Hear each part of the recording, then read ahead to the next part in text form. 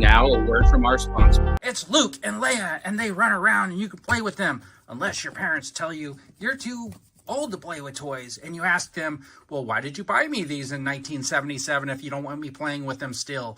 Anyways, there's a solution. If you're all grown up and toys are not for you, here's some enamel pins from Left Coast Graphics. They remind you of those vintage figures of back in the day, and you know what? When nobody's looking, you can pull them off your jacket and go, hey, Leia, let's go! And the ships come in these fantastic boxes that you can fold out, and here's the one for Boba Fett's infamous enamel spaceship. This is the pin. It looks fantastic. You could put it on your jacket. But like I said, when nobody's looking, you could fly those ships around. So remember, get your enamel pins with these awesome card backs and these fantastic pins that double as toys, but don't tell your parents. From Left Coast Graphics. Hey everybody, welcome to the Toy Duo. This is your I wasn't even ready for it to stop. This is the Toy Duo. This is your stop for all things action figures, Star Wars, Marvel, G.I. Joe, Action Force. We're going to cover it all. Batman, I guess, right? It's like the popular thing right now for the DC. We got a new DC universe starting up, so they got that new Flash movie coming out, which is going to have some awesome figures. Did you get your Batmobile yet, by the way? No, not yet. Anybody? I'm still waiting to see if they're going to cancel it or not. I wasn't able to order one, so I don't know. But anyways, this week we got on our show Ways of the Sith. You can catch them at youtube.com/Ways of the Sith. And then we got Super Awesome Geek Show, and you can get him at youtube.com/. You can't get me. Super Awesome I'm not available to be given to somebody. What? Your presence is. Yeah. You can see me over there, but you're not going to like physically get me. You know, I'm not gonna... Not unless they show up to the toy condo. Yeah. It's possible. Oh, okay, here it is. It's let's see, hold on. I actually have a banner here. So youtube.com at Super Awesome Geek Show. I wasn't sure if you had like a number behind the Super Awesome Geek Show. Like some people, you know, are not the first person to get theirs. No, I was lucky. I was the only one at the time. And of course, if you're unfamiliar with my channel, you can get me at youtube.com/@VernRants. I know it's Oakhurst Studios, but that's a long story. I'm not going to tell it again. You can go back to like the first or second or third or fourth or one of the first 13 episodes to hear that story and play it over and over again. Anyways, I do have memberships on my channel. You can join and become a member. You get custom badges, emojis. I even have like a new video that I just put up. It's members only. I went through all of the custom figures that I made for the Mandalorian over the years before like Hasbro came out with their regular ones and stuff like that. And my favorite is my Grogu. If you haven't seen that video, you're going to have to become a member to go watch. You'll probably find them on my channel somewhere. But if you're in the chat, please ask questions and comment, because that is probably the funnest part of the show, is just hear what everybody else has to say also. And then we're also going to do the reveals of the week later. It's the hot or not segment where you decide whether or not that action figure is hot or not, and whether or not you're going to keep that money in your pocket or if you're going to run right out and buy that action figure. And today we're going to talk about Mandalorian, because the season finale ended, and I got a poll in the chat right now. It says, who had the better finale? Was it Star Trek Picard or The Mandalorian? You could vote now. It's got 8 votes. And I got to tell you, the Star Trek Picard is leading by a lot. I heard it was good. I didn't watch it, obviously, but it was. I heard it was very good. Where's your poll? If you go into the chat, you'll see the poll. You may look have to on click YouTube on it, and go in the chat. Okay. Yeah. YouTube. So if you look, I'm not on YouTube. I'm in your StreamYard thing. Yeah, you have to open up a separate tab and stuff like that. Yeah, that's how it works. You know, you open multiple tabs on one computer. I'm getting there. 1,000 Scosi's like throwing in a whole bunch of the custom emojis that I have on my channel. You know, want to thanks for all my members for joining in. I really appreciate it. And you know, that's completely up to you guys if you want to join and become a member of the channel. There's no pressure. Just a little. No, just kidding. How you guys doing this week? Waze, what have you been doing? Not too much. I was painting and working on some customs today. I got like a bunch of stuff pulled apart here in front of me on my desk. So Now I'm just waiting for head sculpts, and then I can finish them off. Awesome. John, how you been doing? Oh, all right. Yeah, just doing good. As good as could be. Good. All right, thanks for filling us. Anyways, let's go through the chat and see who's here. Thousands Ghost was here first. He said he could not take the hate over there anymore. I know what he's talking about, but you guys to figure out what he was really talking about. He was joking, of course. That's why he's doing the laughing. Gerard Kane has joined us. He said, hello, everybody. Gerard Kane has given Picard the thumbs up. Thousands Ghost is saying Picard 3 was the best Star Trek in decades. Okay. Yeah. What's it on? It's on Paramount? Or? Paramount, yeah. Okay. Jonathan Redmond is good evening to everybody. Gerard Kane is giving us a welcome to Ways of the Sith. He's got a wave. But, okay, usually I get a punch. Like he punched it, but he did wave to me. But usually I get like a punch. He's in a good mood tonight. Steve-O is calling us sup cool kids. So supper cool kids? He had a great GI Joe video. I'm too old to know what playing is. Hey, Rolando. It could be sub cool. Connor from Hoopers Figures. All right, just let me know what you want your answering machine to say, and I'll put it up for you. Gerard Kane. Oh my gosh, let's see. Okay, Rolando is saying hello to everybody. He also is saying hi to Super Awesome Geek Show, but he calls them SAGs. It's kind of like, I don't know. Mm-hmm. Yeah, I know we all know. I'm the Screen Actors Guild. That's super. Yeah, that's I'm. What do they call it? Isn't that a Navy term? The SAG. Hey JT. I don't know. I think JT without the S, the SAG, the SAG is a Navy term for something. Oh, is that what it is? SAG. Okay. Wasn't it JAG or wasn't that a TV show? Well, I saw it in JAG was a TV show, but I mean, I think that wasn't that Air Force.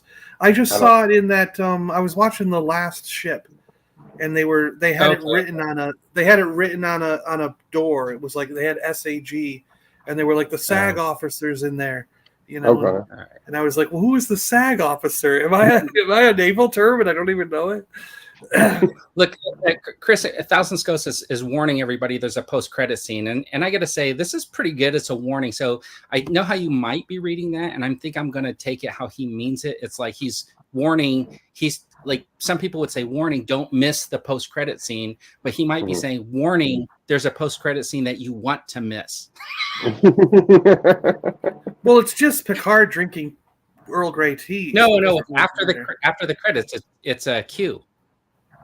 Yeah, Picard's just drinking Earl Grey tea. You think it's Q, but it's not Q. It's Picard drinking Earl Grey tea. Okay, it's Q and his son.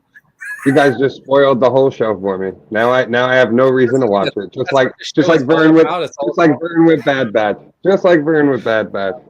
Let's see. G-Force has shown up this week. Hey, G-Force. Hey, G-Force. How's it going? G-Force had a great video today with a bunch of stuff. Oh, he really? Showing us another. Okay, I'm going to check that out after the show. Anyways, I just want to throw this out there. If anybody who's out in the toy community and you have something you want to promote or something you want to do, just send me a message if you want to come on the Toy Duo, and we can always work something out to come on and talk about action figures and stuff like that. Want to just say that. Because this show should be about like the community and our collecting and how we all engage with each other. And I think it's like super cool, like when you can get people with a wide variety of opinions and stuff like that together to talk about stuff, whether or not we agree or not. Right. I think that's kind of the funnest part about it. There was a lot of unagreement earlier in the day. and Don just clicked his way out of there. Over on Rick's channel. I had to abandon Rick. I was like, I'm sick of you. I'm out of here. Rick and his negativity. Like all things Mandalorian. We're going to repeat everything here. I'll just be Rick. Same age, I think I can do all his. He was funny to me because he did his theories, and like I keep wanting to make fun of him because his big theory was once he saw the armor with her jetpack, he theorized she was going to fly. And I'm thinking like that would be like me theorizing that Bo-Katan was going to wield the Darksaber after she got it. I'm not trying to make fun of Rick, but I mean, that was kind of obvious, I think. Anyways, it's not a thing. You know what I mean? I mean, okay, dig a little deeper. Is him and Eric still talking? Because neither one of them are in the chat. They must still be talking over there. They're probably busy. I mean, Eric's got other stuff to worry about right now anyways. What about Eric just made a new human? Eric made a new human. He got permission to jump on there. Vern's going to spoil Andor season 2, so Sith doesn't have it. I'm not going to spoil it for you because I'm going to make him watch it. I'm hoping it's so much better. Did you already get to see it, Vern? Just from the Andor season 2 panel. Yeah, did your brother get you connections to Hollywood and let you watch the whole season already? He works in like TV animation. I think the only thing so he told me once, he goes, oh, he knew Dave Filoni because Dave Filoni, I think, worked at Disney or something like that as like a storyboard artist or something like that or something, right? Before he went up and interviewed with George Lucas and got that job. But so they knew him at the time where he went up and that's what it was. Worked for Airbender. But they weren't like super good friends or anything like that. You know, they just knew each other from working in the same place. From what What's your brother working on now, by the way? He still works in animation, right? Yeah, Paw Pets or something like that, or the Paw Patrol stuff, or Paw Patrol. That's it. Okay. So that's the one that he's working on, and then his daughter is working on Muppet Babies. Really? Oh, wow. She's working in the industry too. Wow. Yeah, she's a writer. Yeah. Wow. That's cool. That was the new cool Muppet Babies cartoon? I didn't know it's on Disney Plus. Oh, I'll have to check this out. Do they still do the imagination stuff? Like the old one did? Yeah. So they I always liked the old one because like they had a Star Wars episode, they had an Indiana Jones episode, they had a D&D episode. It was like the old Muppet Babies was great. In fact, there is a couple Muppet Baby related questions in Jeopardy on Sunday. Your Jeopardy is not like the real Jeopardy because people don't answer in the form of a question. Even if they get it wrong, they get it right. I think that whole I think you have a plan, right? I don't know what you're talking about there. Rum caught a couple people getting it wrong, and we made them have it wrong. Okay. This past weekend, Rum was on his toes. He was like, nope, that wasn't the exact... Like, someone even said the character's name slightly wrong. Like, they didn't put an S in there. And he was like, wrong. And we ended up keeping him wrong. Okay. And then, the next person answered and just put the S on there. And they were like, yep, that's right. Listen, when I was playing, there were quite a few questions that I got right. And somehow they were wrong because none of those people have ever been in my kitchen.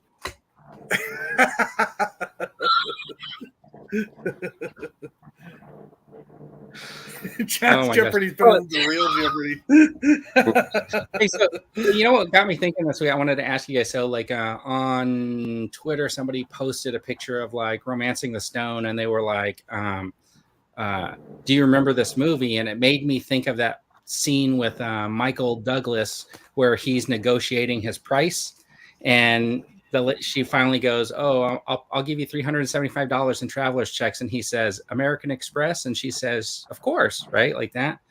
And it's one of those things where I don't think many people remember that the reason why they threw that in there in a way was because he worked with Carl Malden on the streets of San Francisco, and at that time, Carl Malden was like the spokesperson for American Express traveler's checks. Oh, okay. Right? So I'm curious, what is the most obscure thing you guys know from a movie? Look, I can just pull it out of the air. I can't pull something like that out of the air. I don't know. I know the most recent one that I thought was pretty good and kind of clever was the Santa Claus on Disney Plus that they just did the season of it. Okay. So the lady who plays his wife was on Lost. She played Carol on Lost. So there was two like big references to Lost about like the smoke monster and like being stranded on an island and like, oh, I know how that is. Like no one ever. So there was like two little like nice little cues to Lost in there that I thought were pretty funny. Oh, that's kind of cool. Yeah, that's neat. Yeah. And then he wrote something in for Toy Story too. He had like a Home Improvement and a Toy Story like reference in it. You know what I mean? Is that the one where the whole family gets in on the Santa Claus? Okay, Yeah. She makes something. There's like some kind of Doesn't like the daughter have to solve the problem and finish it or something, right? It's the See, both this is the kids. distraction. The kids, John's not coming up with an obscure moment for me. Okay, so I got another question before we start talking about The Mandalorian. What is one movie quote that you have used in real life? I use a lot of mainly office quotes. when I'll tell you this, when I was seeing this girl in Seattle, and I actually said to her, because she was like on the fence, it was one of those situations, and I actually said to her in the Han Solo line, I said that, what was it, come on, sometimes you think I'm all right, or something like that. And I gave that speech where he was like, where she, and I took her hand. It was, remember, she's like, let go of me. And I was like, and I did the whole Han Solo thing with Han and Leia in the hyperspace little thing where they were trying to fix the ship, and she went for it. That was what was hilarious. It actually worked. Connor, except for like, I think she said, but you're just. She said something like, what did she say? But you're just this or whatever. And I was like, you like me because I'm that way. You know what I mean? And and then just kissed her, and it worked. I was like, holy crap. And in the back of my head, I'm going, she has to know I'm pulling this from Star Wars, because like she's watched it when she likes it. You know what I mean? All right. Come on, Waze. You got one. Is it every time you get in your car? I feel the need for speed. No. I use the do or do not. There is no try. I use that all the time at work. That's like a big thing that I repeat back to people all the time. So that would probably be the one. Or quotes from The Office. That's pretty much like what I'm getting. Some. I quote Dino sometimes. I go, let's do this. Let's do this. Yeah, but that's from a movie, right? It is, isn't it? Yeah. I'll be back. Yeah. Where I've said, I've often left work when I was working. I've often left. I'll be back. I'll be back, yeah. I use this. I go, no matter where you go, there you are.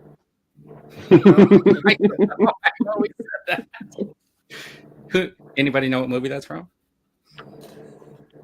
Not offhand, but I do recognize the. I remember the line, but I can't. What movie is it from? Well, let's see if. Oh, who's more foolish, the fool or the fool who follows him? I know that's from a movie too. What movie was that? Where are we going? It's from Buckaroo Banzai. Oh yeah, Buckaroo Banzai. Yeah. All right, so this week was let's see. They're done talking, Eric and Rick. Sorry, I abandoned you, Eric. I had to come on this show. He's probably going, why didn't I use John's way out? Because when there's three of you, the first one can always bow out, but then the second guy, the second person is kind of like, well, the last person stuck. Otherwise, it's just gonna be. When asked, everything okay? I reply, 2 corpses, everything's fine. Probably the house. All right, so I'm sure everybody watched The Mandalorian. If they haven't, wait, you're what gonna show find is out. this? You're gonna find out what happened. What show was this? Spoilers. Spoilers, whether you've seen it or not, because me and Vern got a show to do, and we're going to talk about the show that we told everybody to watch. There's a show about Mando who's? Mando what? Yeah. If you look at that pillow to your right, it's based on that storyline. So first overall reaction. one noticed how absurd it was, I said, only sand people walk in single file to hide their numbers. Did your friend know what you were talking about? Yeah. All right. So what was everybody's first immediate reaction? I thought it was fantastic. Yeah, I enjoy it. I enjoyed it. I had issues with it, but we'll talk about it. Okay, so here's my take on it. I think that like when we used to do all these theorizing and stuff like that, and I remember when WandaVision was on, I think you might have saw that chain on Twitter where Sean Solo brought it up, and we went back, and it was like when that WandaVision was on, there was all kinds of speculation. Oh, this is what's going to happen. This is what happened in the comics, and this is kind of how we, see the season going. Yeah, and we had all these theories about how everything was going to end up, and when none of it ended up being like what we imagined because they just did their own story, it was one of those things that I kind of walked away thinking like there's no point in theorizing what's going to happen because the writers probably are never that deep in the weeds. Well, at least the Disney Plus shows. That's what we can say. Yes, the Disney Plus shows do not take chances in anything. It's safe writing, safe bet all the way through. Yeah. Well, so what I'm thinking is, and there's nothing wrong with it because I thought it was fantastic. They're weaving a bigger web to tie multiple aspects together instead of trying to like do a complete like storyline here. They're trying to like weave like a web that's gonna like end up over there. So there's no sense to me like in like getting upset that they didn't follow the path that I wanted them to follow. They're telling a story that they decided they wanted to tell, and I just have to enjoy it or not enjoy it, right? So it was well, and one. Go ahead. Sorry. Some of what you think in your head might also come down the road. Yes, but that's exactly right. I was just what I was gonna say was I think I enjoy the speculation. So like I do it rampantly on Twitter with other people, and I enjoy hearing other people's responses because it's stuff like that's the fun part of being a fan of a show. The problem is when you get it in your head that this is how it's gonna go and this is how it's gonna happen, and it doesn't live up to those expectations, then you're oh, this is the worst thing ever. But that's the fun part of just being a fan is enjoying the speculation and talking about our theories and lore and stuff like that based on what we know. And that's like what people have to take away from it. I know like the big thing for this episode, everyone was like, well, why didn't we see Thrawn? Why didn't we see Thrawn? Because I was telling you almost going to be announced in Ahsoka. He was going to be seen there first. And I was telling everybody months ago, Thrawn, Gideon, they do not have anything to do with each other. You saw it in the hologram with the Shadow Council. Nothing to do with each other. Thrawn hasn't even showed himself to them. It's just Pelion who like hears about him coming back and like So it's he's very talking to Pelion according to Pelion. Yeah, but you know what I'm saying? Like, he hasn't actually, like, been in Pelion's presence. He's only been communicating with him. That's it. Yeah. So, like, it's funny. Like, everybody drew it up in their heads. Oh, he's going to come in. He's going to be the big bad. I still think you guys are going to be so disappointed with that. Like, it's not the case. Listen, there was so much about the Moff Gideon having so little presence in the season. Right. Yeah, I would have liked to see him more. Supposed to be the main villain, but it wasn't a story about the main villain. It was a story about the Mandalorians reclaiming their home world. I understand that, but it still would have been Moff Gideon's story. It was the Mandalorian story, and he only fit a small piece of the Mandalorian's story. But they've done the same pattern now for 3 seasons, where he just comes in for those final 2 episodes, and it's just like. He probably should have been weaved through the whole season, which he was, but it would have been nice to see more of him and more what was going on. We still have no backstory about him. We know nothing about why he hates Mandalorians and why he wants to do all this, other than his little monologue at the end of the episode. You know what I mean? So there's stuff that could have been called. Should have been called Moff Gideon. No, it's not the case, because if he's been the villain for 3 seasons, so it's very simple to like weave those threads and continue to tell that bigger story instead of wasting the longest episode of the season on 2 characters that were really irrelevant to the whole entire thing. And like Pershing didn't come back; he was just a throwaway. You couldn't have killed him in 10 minutes and spent the rest of that episode doing something else. Like I don't know. Those are the problems that I have with the way the season was broken up and the way they did everything. All right, so I think that I heard it in the other show, and I kind of mentioned in the chat, and Jonathan said like they could have broken it up and just used it to fill in the other episodes.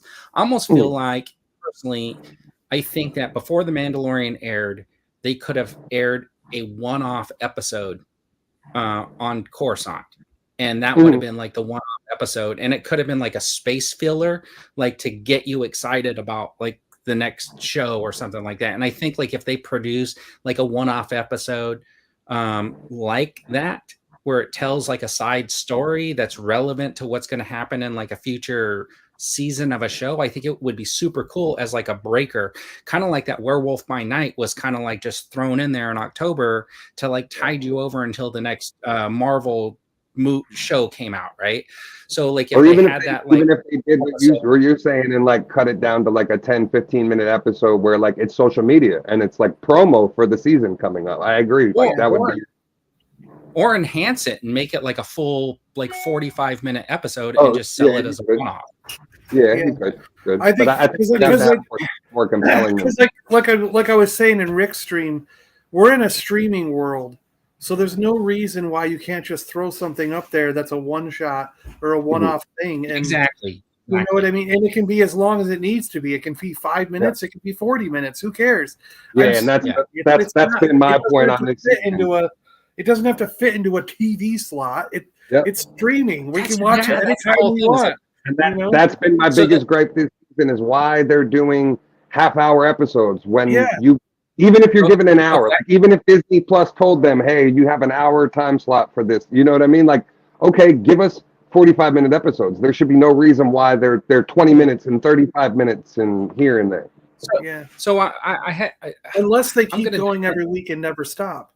No, what I was thinking was a lot of it was cut. A lot of it was cut. You could tell in the way the episodes were shot and the way they're broken up and the way they just swipe and pan. There's a lot of stuff from this season that I bet it's on the cutting room floor.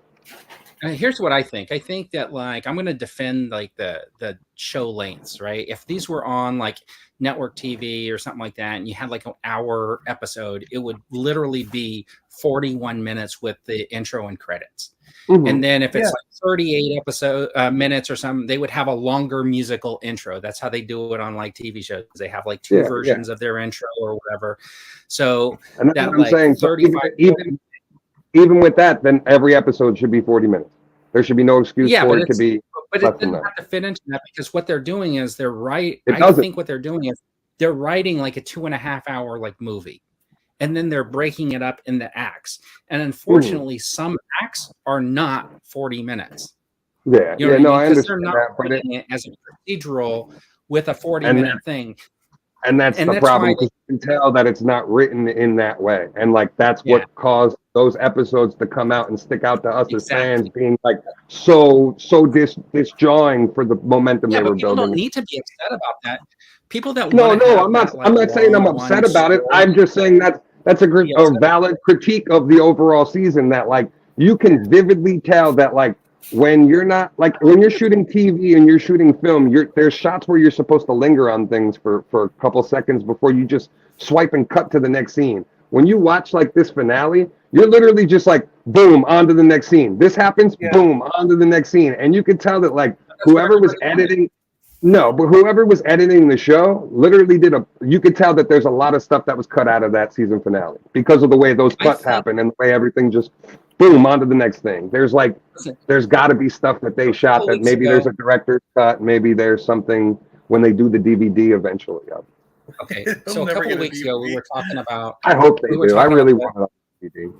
We were talking about the Jack Black episode, and everybody was acting like they hated it, and I was saying how much I loved it because that's what I felt like The Mandalorian was supposed to be. It was supposed to be like a weekly procedural type show where he gets involved in somebody's business and fix their issue with an underlying story. And if they had made the series like that, then every episode, should be a specific length. But because it's not being told like that, it's being told in a linear one long story, you're going to get a 20-minute episode, and you shouldn't be upset about that if that's the kind of story you want to be told. Yeah, it's just That's from a perspective where like you're waiting for the next episode, and you get a 20-minute episode. You're like, all right, guys, like, come on, this is ridiculous. But you're getting what you want. You're getting next season. That's exactly what it's going to be. They're going to go to Carson Teva. Here's your mission. Maybe the two Dens won't even be in next season.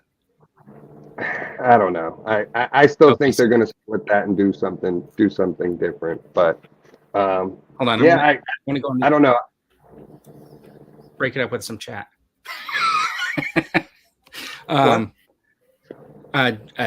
Eric's telling John that he basically said that Star Wars was there's no point in producing anything that's outside of the Star Wars saga. Yeah, we were talking about that before you came in. Let's see. The WandaVision theories were hilarious. Josh from Mopar. For me overall, I'm eating at dinner. My dad dropped me off some dinner here, so I don't want to be like. Well, so what you do is you turn your camera on and angle it so we only see from here on up. I can't move the screen because my laptop broke. It's stuck in the one position because the exactly, Eric. Screen snapped off. Yeah, if I move it, it actually won't even work. But I think the Mandalorian as a whole, like I'm not even saying this season, but seasons 1, 2, and 3, the whole I take it as an entire story that's just been continuing on, and I think this show is some of the best television we've had in over 10 years, and the same with Picard season 3. Like I see people complaining about these television shows, and I'm going, what's wrong with you people? Like, what else are you watching? What are you watching right now that's 100% satisfying your urge? Because what's better than what we're currently watching? Poker Face. I'm like, I don't see anything. I don't see anything on any other channels or any services that are better than The Mandalorian and Picard season 3. I'm like, these are some of the best television we've had in 10 years. So I'm not complaining about it, and I want more. So that's my take on this stuff, Well, Connor's saying right now, big point. Yeah. No, because he said my clones are force sensitive. My clones are force sensitive. That one was force sensitive. Doesn't mean that he was. The ones in the tubes were force sensitive. He wasn't. He could have. So look, what I'm theorizing is that could have been a Gideon that was literally on Mandalore the entire time and never left. And the real Moff is somewhere else. You know what I'm saying? Like, he could have been running that facility the whole entire time as a clone, thinking he was the real Gideon, and never left. Because I said something when the season first started, and we were on here with Steve-O, when we first saw Giancarlo, and I said, he's got no mustache. They cut his hair real short and fine to make him look a lot younger when you first see him. So, like, that was fully intentional, especially when you see those clones, and they all look exactly the same like that, compared to the way he was in the first season. Why did his troops that were wearing Mandalorian armor, wearing Beskar armor, have to rescue him from that shuttle? They probably rescued the real Moff Gideon from the shuttle, but that doesn't mean that the one we saw in this season was the real Moff Gideon. He could have just dipped off and done whatever, and this could have been a clone the whole entire time. I think he's probably got other clone facilities as well.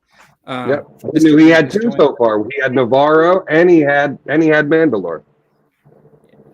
The Gideon in the battle suit had no mustache, but it also had no force powers, which the clones were meant to have. Yeah, but I think that this version was like an earlier version of the clone, and I think he was roboticized. Like, he probably had mechanical arms and legs because his chest was from the dark. Was really that was from the dark troop.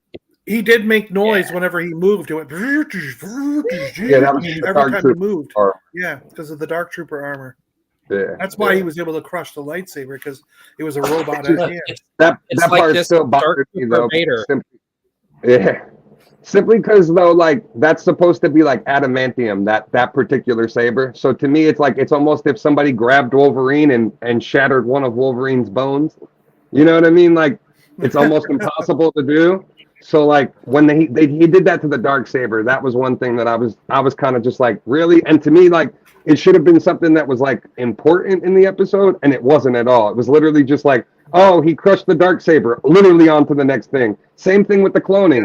Here's all these clones. He perfects what Gideon did. I mean, what Palpatine could not do.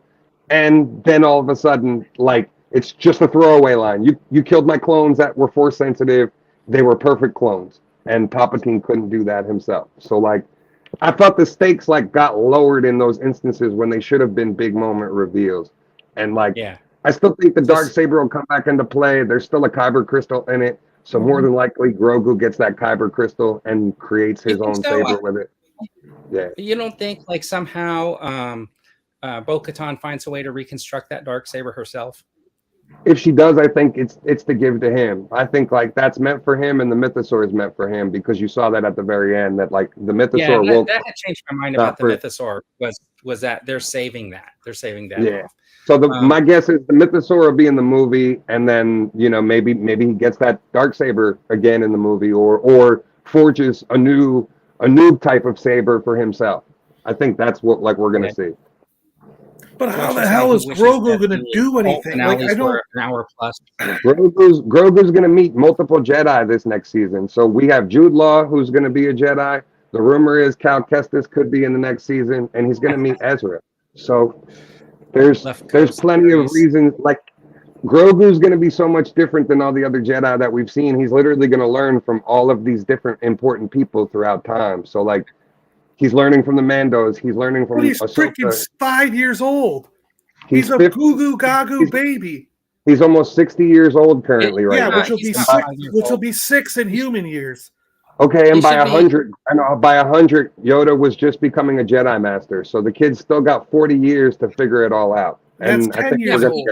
When he's 100, that's equal to a 10-year-old kid.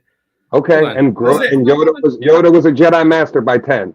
Yeah, so that's what it was. I think they screwed up, though, is what I'm trying to get at. They messed up. But it's different. He shouldn't be Goo Goo Gaga at 50 years old. He should be more mature than he is now. Here's the problem. He's not good. We think that he's not Goo Goo Gaga. He hasn't said a single word. He's a freaking baby. He was able to communicate with Ahsoka, right? And she was able to translate for him, so he has his own language. But I think, like, at this point, he should have at least been able to say like something like "this is the way" or something, because he's heard it so many times. I think we're going to get that next season, though. That's the point of next season. And that's the confinement of the machine only being able to say those 2 words. But he was able to communicate. He was able to communicate his name. He was able to communicate a bunch of things. So he does have He even communicates at the end of the episode. He says, "Dad," and then he points to the IG unit, and he's like, "That's not him, kid." So, like, we're going to get there next season. That's the point of next season. Him and Din going on adventures. As each adventure happens, they'll go back to Mandalore and forge a piece of Grogu's armor, and we'll keep it moving. And by the end of the season, I guarantee he's talking. All right. Jonathan is saying that he didn't think people hated the Jack Black episode. He thinks that maybe they just didn't like Jack and Lizzo in the episode. A little bit of both. I think it was the momentum.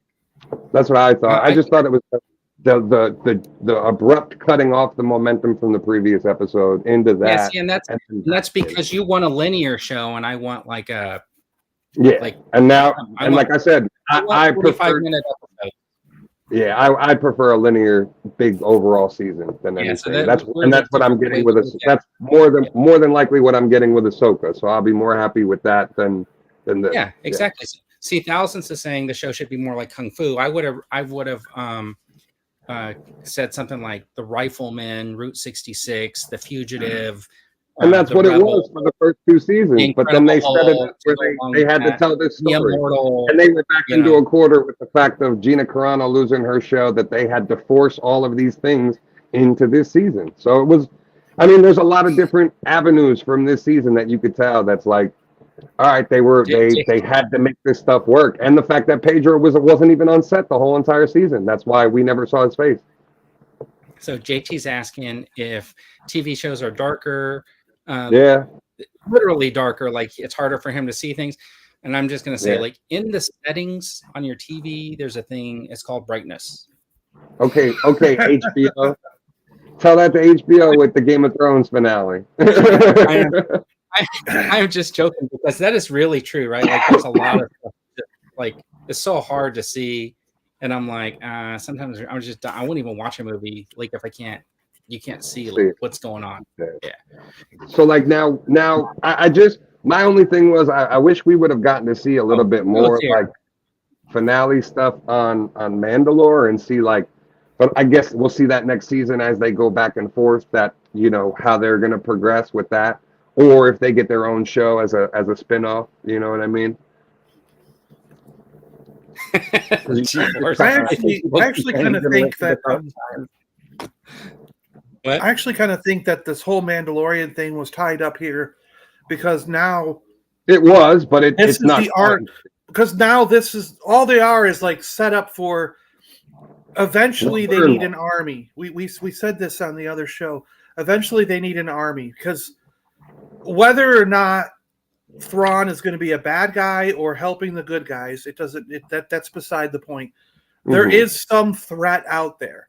There's a threat, okay? Yeah. So whether it's the Grits, it could be whatever they end up doing. Yeah. But what it is it's more of a threat than, let's say you have Thrawn, Ezra, Ahsoka, the Mandalorian, Grogu, Sabine. They're all standing there, okay? You've got these 5 or 6 main characters. I think it's going to be all the Mandalorians. They need an army. They need an army, because those 5 or 6 people alone can't just go off and fight this army of like 100,000 things that are trying to attack the galaxy. And that's what Thrawn's doing currently is amassing those fleets and those resources and that army. So I think that's what the Mandalorians are. I think when they're going to be part of it. When the fit hits the fan, Mando's going to be like, I've got an army for us. I've got warriors. Yeah. Oh yeah, they'll definitely be part of it. Show up. So that's why this whole thing here with taking over Mandalore was sort of the setup.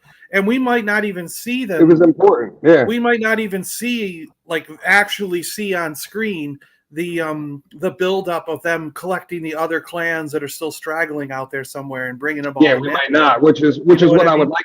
I would like to see. That's what I'm hoping, that maybe they give them a spinoff. Maybe they give Katie Sackhoff her own. Or there's show. Maybe there could be that could be one of the one shots we were talking about. Yeah, do a 50-minute episode or 1 hour thing, just doing that. Yeah. Or I'm all for that, and that's what I'm saying. Like in my scope and my theory of things and how I think things are going to play out, I think that's exactly what you're saying. I think the Mandos. I think these characters. And I don't think Luke, Leia, and Han are going to be involved in the Thrawn thing. I think they're going to keep them in the First Order stuff. I almost wouldn't be surprised if Luke shows up, but the rest of them might. Yeah, they might at the very end or the movie. But I think that's the way you keep it separate, and that's the way you show all right, this is how the First Order was able to rise over here, because only this small group of people, which is Leia's pretty much resistance fleet, is focused on the First Order. Meanwhile, the rest of the galaxy's all fighting this other war. You know what I mean? I think that's your best. I actually don't think the New Republic's even going to fight this war. I don't think so either. I don't think so. I think it's going to be strong with the forces that he's amassing, Ahsoka and then the Mandalorians because what he said, Captain Carson. John, is that your theory that the New Republic's just going to hang out in the bar like they did in the last episode of The Mandalorian? Yeah. Well, because here's the thing, Captain Carson. I'm so happy for you. Captain Carson went to the place and he said the Mandalorians are showing something out there. Something's happening in the Outer Rim, and he said, "I believe it. I think there's something going on." And the Republic guys just threw it away. They said, "No, we are not investigating it. We're sick of that stuff." From SNL. They were like, we're sick of this stuff. We don't want you talking about it. And they're going to be in denial the whole time. So it's going to be, Captain Carson, I could see him maybe individually stepping up and helping out. I think that's it's not going to be like a galaxy-wide thing where all the New Republic join in.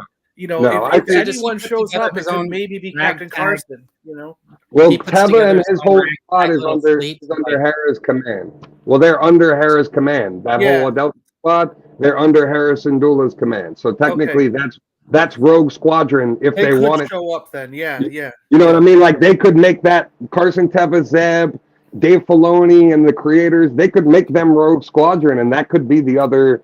That could be what the Patty Jenkins movie was supposed to be if they really wanted to be. Sure. So they're just a bunch of guys going around doing their own thing. Is what I was Yeah, trying and to like say. and they break away from the New Republic and start doing these missions to help out and do these other things. That's a Or great even way of like yeah, keeping them They pick and involved in it. choose. They like Yeah, they see a big battle going on over at Mandalore. They just hang out at the bar.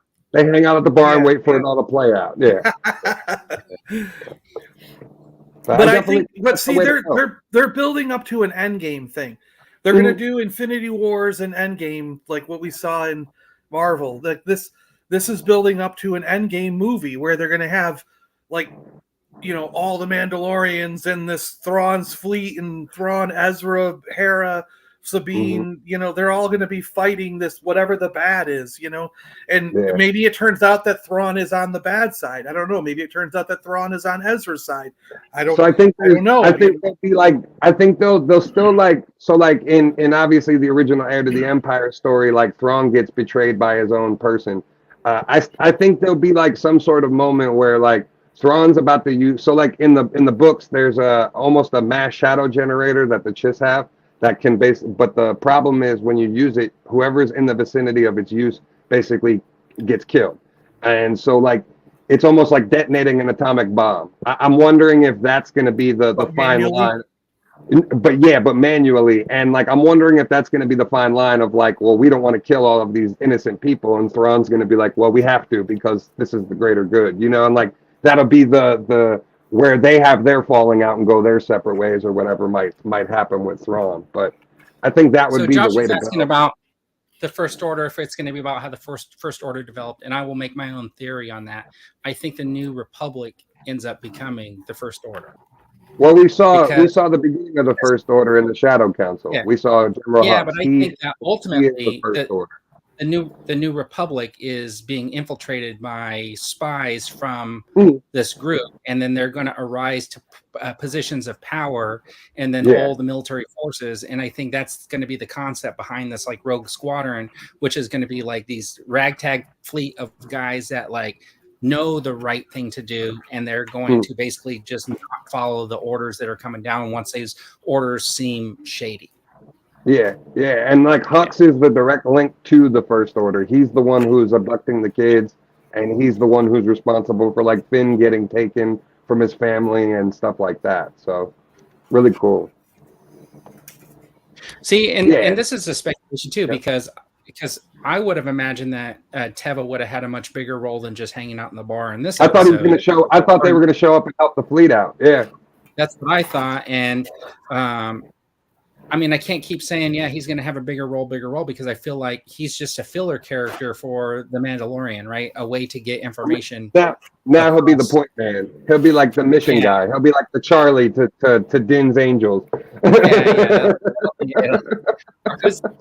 Like in the later seasons of the A-Team, you know, where they had like the one guy giving them Napoleon Solo, the guy who played Napoleon Solo on Man from U.N.C.L.E. was giving him all the jobs or whatever that guy is. Yeah, I definitely think that this could be a lot of fun having Din hunt down some of the the First Order remnant and the Shadow Council and stuff like that. And I think that would be fun. I think it would be fun if we saw Captain Phasma involved, because around this time she would be starting to get affiliated with Hux and be under his command. So like, there's a lot they can do. There's really is. Well, it's just going to depend on how they're going to tie it. You got to think that like we saw that Shadow Council of Imperial guys. Like Hux is the one, and could be the only one who breaks away, who survives in that council. And if anyone else is there that survives, he gets absorbed by Hux. Because you got to remember in the Force Awakens, and even a little bit in Resistance, where the cartoon that takes place starting before that, the First Order is not even known by the New Republic yet. They're so far out on the outskirts that they're like Leia and her group are suspecting and hearing rumors about it, but the New Republic doesn't even believe them. They're like, there is no First Order. Like, what are you talking about? And when they shoot off that laser from Starkiller Base, that's the first time some of the people in the New Republic are even aware that the First Order exists. And by that time, they literally blew up their freaking capital. You know what I mean? Yeah. So nobody in the New Republic like really becomes the First Order. That's all Hux's thing. And you could argue that, I mean, like what we're seeing right now, you could almost argue that maybe by getting rid of the rest of the council, it solidified Hux's position to create the First Order, and they never would have existed if that Shadow Council hadn't been destroyed. Well, because you could almost go there, you know? And Hux even says, like, my mission's Project Necromancer, so he's loyal to still continuing Palpatine. Like, that's where his loyalties lie at the end of the day. You see Pellion's alliances are with Thrawn, and, like, Gideon was out for himself. The other warlords are just kind of doing their own thing. The one's robbing hyperspace lanes, being a pirate, you know, the one's doing this.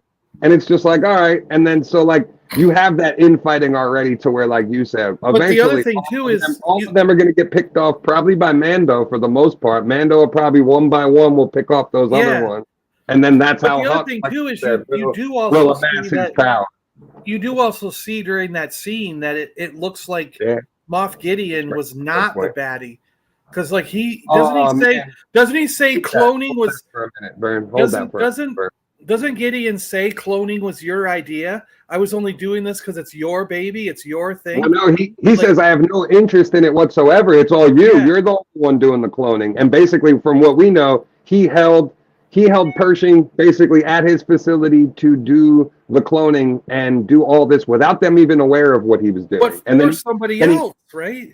No, for him, he wasn't given that information to Hux. Hux was supposed to be. He was supposed to be doing all of this stuff to give that information to Hux. So the Grogu blood, the cloning and all the experiments he was doing was only for himself, for the end game of giving himself clones that had force. And like he did it. He accomplished it. That's why I was so mad when they were just because I thought what he was saying, I thought what he was saying is like, I thought he was sort of saying like, well, you commanded me to do this cloning project and I accomplished it, but it's like I'm working for you, like almost like he's subordinate to that guy on the council, and that's why he's not even on the council in a sense. You know, he technically is subordinate to him, but because of ranking, they still respect like rank. But he was doing his own experiments while Necromancer is to get to Palpatine. Gotcha. And let me just answer Eric's thing. I swear to God, if Eli Vanto and the Chiss Ascendancy is not in what's coming, I'll be so goddamn mad. They are my favorite characters from the Thrawn books. I love Aralani. She's such a badass admiral. I really need to see them in live action. Like, I would be thoroughly disappointed if we just stick to Heir to the Empire all the way through, where Thrawn gets killed by like his bodyguard, and we don't get to see any of that. I would love to see the rest of the Chiss. And yeah, Chris brings up a good point. Bloodlines is coming in now. The Captain Phasma book is a really good one to read if you're looking for more information on Hux and his father. There's a lot. The Aftermath books. Yeah. Well, the other thing too is that I was wondering, like, you know, so we know Captain Pellion's in there. Like, Pellion, like the other thing too is you heard Ahsoka say he is the heir to the Empire, so it's kind of and Pellion is working in the Shadow Council. So I mean, like, I'm just trying to think like what scenario, because I also have in my, so to me it's like that leads the line heir to the Empire and Captain Pellion being in the council makes me think that if Pellion's talking to Thrawn's building a fleet to help the Shadow Council, so therefore he's still Imperial. So he's going to be against the New Republic and therefore against Ahsoka, Ezra, and all this group that's forming. So they will be at odds with each other. But at the same time, I also have the idea, if Thrawn and Ezra were thrown out into the outer rim, beyond the outer rim, into where they're discovering this new threat to the galaxy or whatever, let's say. Thrawn already knows about it. Like, Thrawn already knows about it. Like, why is Ezra still out there? And the only thing I can come to is that after they're grabbed by the space whales and get hyper shot out into the middle of nowhere, okay, Ezra actually joins Thrawn because the threat they find is so great that enemy of my enemy kind of thing. They have to work together, and that's why Ezra never returned. Is and because so he's still out there helping them. So that's where I get the other side of it. I'm like, so in one hand, inside of my brain, I've got Pelion and the Shadow Council, Ahsoka saying he's heir to the Empire, so therefore Thrawn is Imperial. But on the other side of it, I still have that question though. But Ezra would have come back. You know what I mean? And since he didn't, does that mean that Ezra and Thrawn found something more powerful and they've been fighting it together out there, and now they're going to return with this fleet to like basically try to get everybody, both the New Republic and this remnant Imperial, to fight this new threat. But it's not going to work out that way because the New Republic's not going to see it as a threat. You know what I mean? So that's why I think the heir to the Empire line in that trailer is like a big red herring. I think that's going to be the process and the mindset before Ahsoka.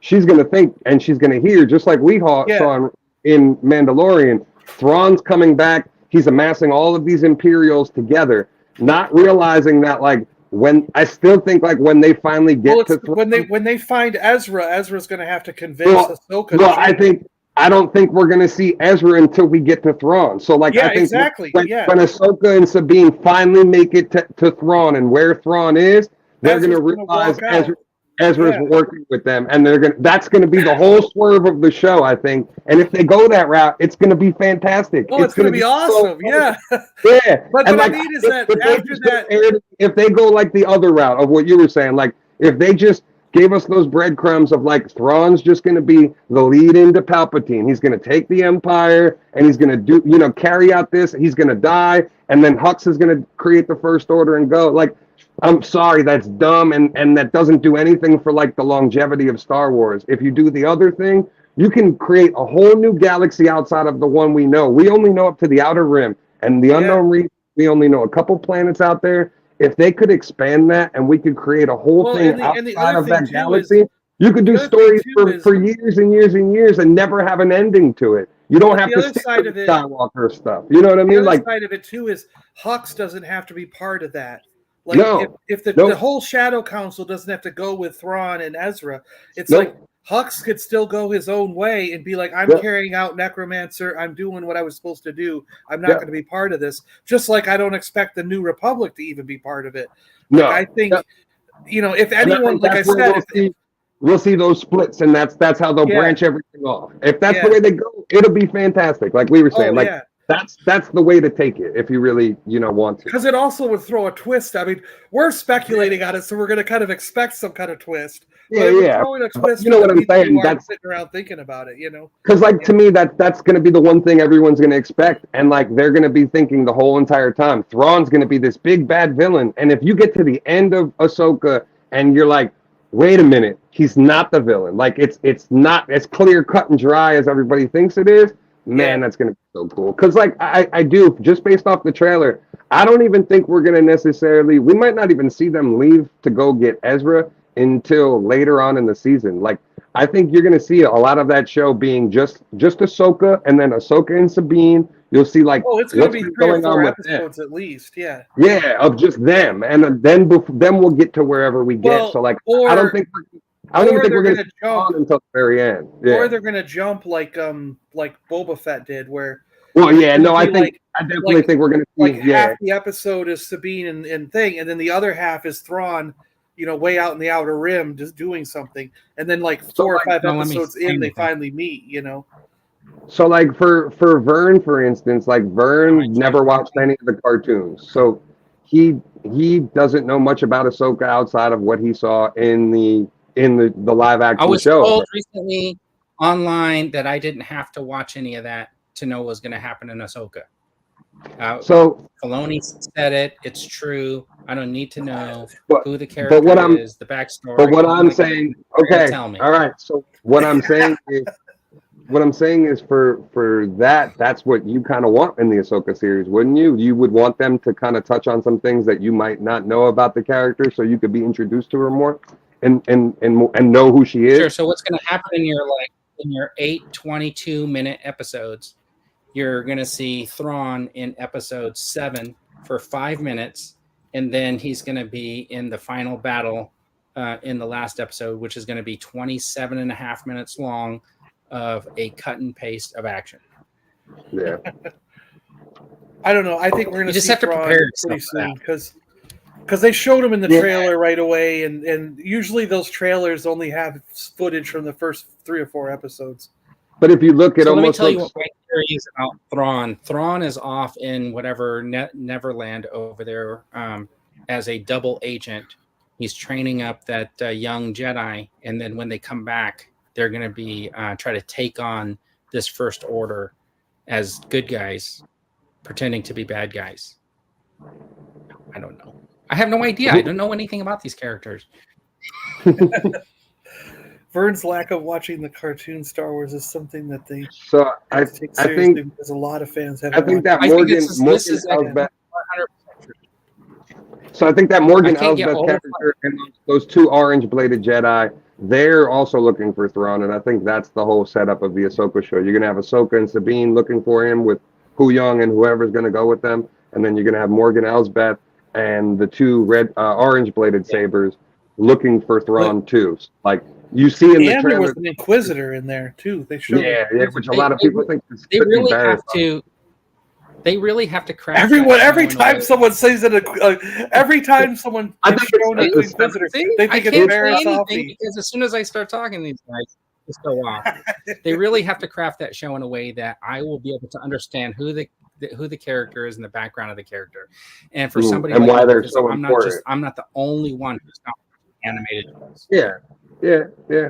No, you're not. And unfortunately, like as much as you're missing from those shows, which you are, but you just refuse to watch them. So I don't understand that though. It's Star Wars. Yeah. Watch the damn thing. If you like Star Wars, watch it. It's It not just like doesn't you're. like- It's not like if you're a Marvel fan, you're not watching Spectacular Spider-Man or the '90s X-Men show. You know what I mean? You've gone back and watched the '90s X-Men cartoon. No. You've watched Spectacular Spider-Man. Okay. I watched the Spectacular Spider-Man, but let me tell you something. only because your brother was working on it. Yeah, right. I got you. I have never seen any of the '90s X-Men. Wow, how is that even possible? You accidentally watch them. They're on At TV that all the time- time. That's what got me into like being a fan of stuff. No. That's like when people tell me think I've the never last, seen Indiana Jones or I've never seen Jaws. It's on TV so often that you're telling me you never turned on your TV and it just happened to be on. Like that's almost Indiana impossible. Jones, yeah. Raiders of the Lost Ark. I've watched that, but not not the '90s. I've heard X-Men. people tell me they've never not seen the it. cartoon show though. He's I've never heard seen. people. What I'm trying to get at is, to Okay. me, never seeing here's the X-Men thing, or it's something like that is the same as someone saying I've never seen hold Indiana on. Jones. Because So I read X-Men comics, right? Mhm. But at that time, it was like the mid to late '80s that I was really into the X-Men comics. And what was on was Robotech was on in the afternoons during the week, which interested me. That Robotech cartoon, the Macross, the Next Generation, that series is what I was like really interested in. By the time that '90s X-Men came around, they had like depleted my interest in these like animated shows with stuff that I didn't really like. And so when that '90s X-Men started, it was kind of like, well, I was just out of that age group where it was like, I'm not really watching this because I wasn't not home when it was airing, right? Mhm. Because I was, playing sports, going to college, working, the whole thing. So it wasn't on at like 10 o'clock at night.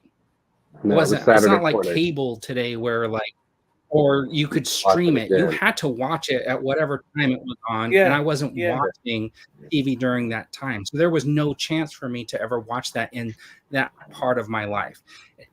And now I'm at a stage where do after school sports. There's so much content out there. Yeah, that was my childhood. That was my Saturday morning. What I want to see, right? And it's like a totally different thing because Waze will say he's a huge Power Rangers fan, right? And you watched the Power Rangers when it came out. That was like your generation was the Power Rangers. And even what you just said, the X-Men cartoon and Spider-Man. I was 5-6 years old watching that when it was on Fox on Saturday mornings. And I was a teenager coming home from high school. You know, like that's what got me in my fandom was watching those shows and seeing those shows, going and buying the toys. Yeah, that was just a little bit to the part where like I was working and doing stuff. You were already growing up. Yeah. You were becoming an adult. Vern, I think I was older than you and I was watching it. See, me and my friends would leave high school when 1973. I'm older than you. Really, you are? So I graduated in 1991. It's the beautiful head of hair. I graduated in 1991. In 89, 90, 91, my friends, we would leave high school. We would come to my house because my house was an open door policy. We would sit down and either my dad had money for a pizza on the table. We would order a pizza. And if there was no money for a pizza, we would grab Fruit Loops and honeycombs and Captain Crunch and pour us big bowls of cereal. And we would sit down from 2:30. From 2:30 in the afternoon till about 4 o'clock, we would watch all the afternoon cartoons together. And then at 4 o'clock, I would have to leave. I would have to leave and go to work. I also worked 40 hours a week at my job at McDonald's or picking strawberries at the farms down the road. So I would leave, go to work. And then Saturday mornings, we'd get up and the same thing. My friends would show up. We would get bowls of cereal and we'd watch Saturday morning cartoons together. Until like lunchtime, and then we would all go to work. So when so different years, right? Like G-Force is saying he aged out at that time too. Yeah. I graduated in 88, but in 1985, 86, I was playing sports, so I was practicing or going to games till like 5, 6 o'clock in the evening. We didn't do the after-school sports. And on the weekend, I was I was working part-time. Those last couple of years. See, I was working 40 hours a week from the moment I was 16. That was literally my Saturday mornings. I'd wake up, I'd watch all of those cartoons, Batman the Animated Series, X-Men, Spider-Man Animated Series, Superman Adventures, Power Rangers. And then at noon, wrestling came on. So like at 12 o'clock noon, it was an hour of wrestling at that point. You'd have Superstars, and that was my Saturday mornings. And I was in the house until 1 o'clock, and then you know, 1 o'clock, 2 o'clock, 3 o'clock, they would show Star Wars. Along with David Letterman on the Late Show, and I'll tell you, you know. Yeah, I didn't stay up to watch talk about Johnny Carson. The Tonight Show or the Late Show. I think I was at work. I was watching or something. I don't know. I was at work. I think let's have a work with Johnny Carson conversation about Hill Street Blues. I remember Hill Street Blues. Yeah. So you I remember Ulysses 31, Battle of the Planets. Yeah. Many of us were aging out. Yeah, a lot of people were, but I was still reading comics at that time. That's the difference, right? Because it was easy to sit on a bus where you're going to like a water polo match or something and pull your comics out. Nobody made fun of me or anything like that. Now, just a little. What's stopping you? Yeah. Now what's stopping you? Now what's stopping you? Yeah, I never stopped reading comics. Putting on Disney Plus 4 years old and just sitting there watching X-Men. Okay, hold on. So I will talk about that. So what's stopping me now is that we live in this digital age where there's so much to choose from. I would rather choose a live action than a cartoon. Because you don't like watching But what are you watching right now then? There's no Star Wars to watch. What are you watching right now? There's no Marvel to watch. What are you watching right now? Well, I just finished Star Trek, right? And what are you watching? What did you watch today? Anything yet? No, because I was doing stuff. See, I'm a person who's got a TV on all the time, regardless of like doing in the house. If I'm home, the TV's on, it's going, and I'll have something on, like whether I'm watching it or whatever, you know. So I do like crime dramas and stuff like that. So I do like those shows like the FBI. Like even the that crossover 3-hour event was good. You watch the FBI 3-hour crossover thing was good. Yeah. I liked that. So the 3-hour FBI. And then you got to watch Housewives of Hollywood, right, Vern? I'm looking forward to it. What? I said you got to get Housewives of Hollywood in. I think Because I guess what I'm getting at is like reality shows, Below Deck, right? You gotta watch all those. Just in the last couple weeks, I rewatched all of the Mandalorian episodes. There's at least 2 or 3 every season of Clone Wars, and then there's 2 episodes or so until the last season, where I think there's 6 episodes in the last season of Rebels that have to deal with the Mandalorians.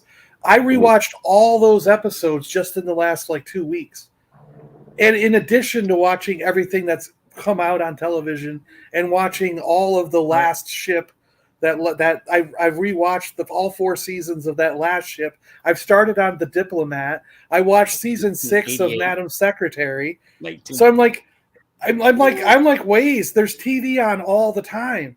You know what I mean? Like, and for me, it's just noise too. Like, in most of the time, it's just to have something on, like while I'm doing stuff, and I'll be painting or building a diorama or just cleaning the house or doing stuff with the dog, and I just have something on all the time. So like, I'm the same way. I'll start a season of a show and just throw it on and just let it play as I'm vacuuming, cleaning and stuff like that. Yeah, and I've seen this stuff so many times that like I know what's going to happen just by hearing it. Okay. Well, even news shows, like I'm saying, like The Diplomat was like new to me. that. Hold on, John. With Waze saying that, I have put on the Bad Batch just because everybody says I got to watch it so many times. I can't tell you one thing that happened because I'll play it in the background, and that's the problem. It's in the background, and then I'm off doing something, and I come back. And so you're like you're a one focus thing. See, I can pay attention to The Diplomat. Like the other day, because The Diplomat is a new show to me. And I had The Diplomat on. I had on the iPad. I had sitting over here. I had Whatnot on, so I was just slowly paying attention to see if anything came on. And then over here, I was doing my Jeopardy questions and editing a video on the laptop. And I was paying attention to all 3 things. I can hear 3 different things and distinguish them in my brain. I don't know how people can't do that. No, so you got about 40% of that show, and it's fine because I'm sure The Diplomat's not one of these like it's probably one of those where you got to be maybe 100%. So it's definitely a show you could pay attention to 40%. I haven't started it yet, but that's what I got from the trailer. But when you're watching a show like The Capture or something like that, right, which is like one of these British crime shows where the people are tapping into like the security systems in the UK and changing the video footage, you want to be paying attention to that because there's something important happening with, in every aspect of the show. You know what I mean? We know now. We know. You're Detective Vern. You're Detective Vern, and you're off time. That's what it is. Sherlock Vern. He's watching 48 Hours. He's going to figure out all your crimes. He's going to know where the body is buried. He'll find it.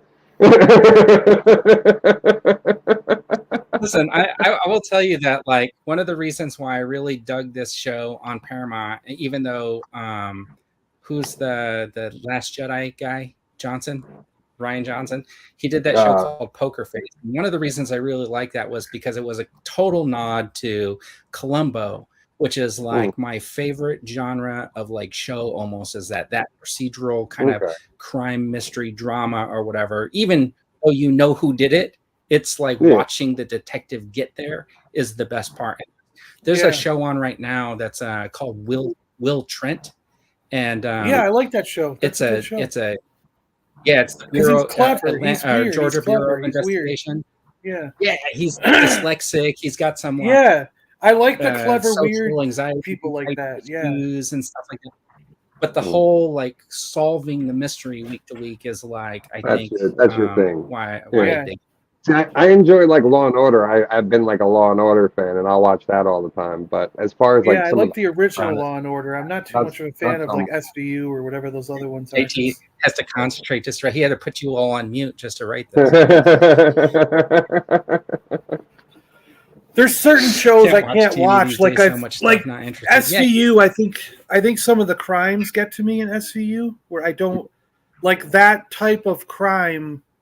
Like I'm so much against that I can visualize it happening to friends that it bothers me. Like I can't watch I found out that I can't watch because I was trying to watch all the Chicago shows, and I enjoyed the Chicago one that was in the hospital or whatever where they were going.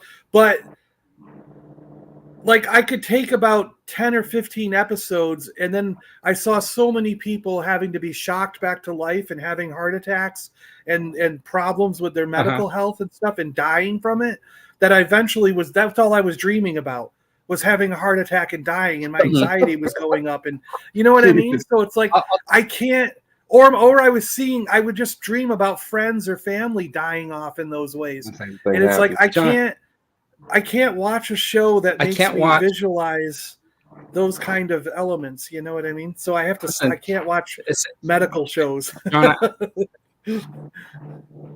I get that. Do you know the show Criminal Minds? Yeah. There's a show called Criminal Minds. They're like behavioral scientists. I was not able to watch it after like episode 3 because all I started thinking about was like, who are these writers? And how are they coming up with this?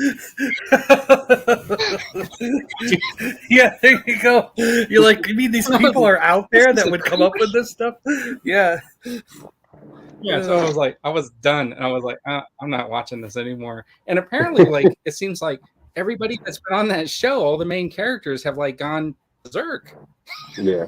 Yeah, the guy that was on the princess, the guy that was on the Princess Bride, Mandy Patinkin, he left the show, right? And then he said the show was horrible. He said it was just such a mind drain on him, or something like that. Yeah, psychologically. And then the other guy, the other main character, got booted because he's just out of control. I don't know if it was, and I know I was like 3 episodes. I was like, oh no, I turned it off. I was like, this is just bizarre. Who are these?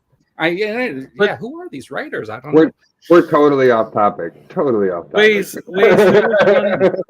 When I lived in Seattle, I was in an agency for that's how I got into The Last Jedi as an extra, which I still don't know who I am or what I was doing in there. But we spent a whole day filming stuff, and I don't see any bit of what we filmed in the movie, so I have no idea what we did that day. Were you? Were you? I was an extra in a lot of television shows and various other things. I had commercials. I'm the guy walking in the background of a commercial while they're hitting the bass and talking about some new pill that solves diabetes or something. You know what I mean? So like, yeah, I had it, and they would text me. They would text me like, "Hey, we need you at this time of day if you're available to be an extra in such and such a thing." And there was one day they were filming a Law and Order episode or part of an episode or something like out there, because Vancouver, north of Seattle, is where they film a lot of stuff. So they sometimes come down into Seattle to film certain things or location shots or something. And I actually asked the agent, I said, "Can I play the dead person?" Because I was like, and then I said, and that's a cool idea. I go, is there any way you could get me into all of them? Like, can I go into like CSI? Can I get into like, you know what I mean? Like NCIS? Can I play a dead person? Can I be like known as that extra? The guy who plays the dead person in all the shows. And she laughed. She's like, no. She goes, I don't know how you would ever get into doing that, but if I ever see them asking for a dead person, I'll call you up and let you know. Because as the body, you're going to be in every episode. You're going to be in the episode. You won't get cut. There's gonna be a pan shot. Yeah, there's gonna be a pan shot in on your face all the time. So you want to get into? How there's certain people who are known for X amount of cameos, or that guy's an extra in all the things or something. Like in kung fu movies, you always saw Ali Ong in the background. You know what I mean? Like there's certain people you see in every. And I was like, wouldn't that be cool to be known as like the dead guy? He's played a dead guy in every show. All right. So back to Star Wars. What do we got next? All right. So let's see. This was we said we were going to do what action figures from the show that we wanted. So we're going to talk about our top 5 wanted action figures. And we're not just going for the finale, right? It's the entire season of the entire season. Entire season, yeah. Or the entire show. We were saying we really want Jack Black and Lizzo. No. So the Jack Black and Lizzo action figures would be on somebody's, probably Super John's top 10, or we might have the Pirate Ugnaught, right? Would definitely be on somebody's top 5. and then of course we want Oh, to get there that you go. droid, Yeah. and then with Yeah. that's Jack Black's card, by the way. Now you're You just definitely giving them. wanna Now get- you're just giving them ideas. Now you're giving them photographic ideas. So these are the top 5 that somebody would pick, not necessarily my top 5, but I can probably Jack Black's in there. I can guarantee that Lizzo and Jack Black are going to somehow get a figure. I think so too. They will. Oh, definitely. I mean, look at them. I mean, why would these guys not get a figure? Yeah, they're going. These are going to simply because of their fans. They're going to try to cater to their fans. Yeah. It was probably in his contract, Jack Black's contract, to make a figure. Yeah. To get a so figure, how do you want to? How do you want to do this, Vern? Okay. Do you want to go through your individual 5, or do you want to back and forth it? Or how do you want to? Do you have a spreadsheet? Did you request a spreadsheet from Dude ahead of time? We don't do spreadsheets.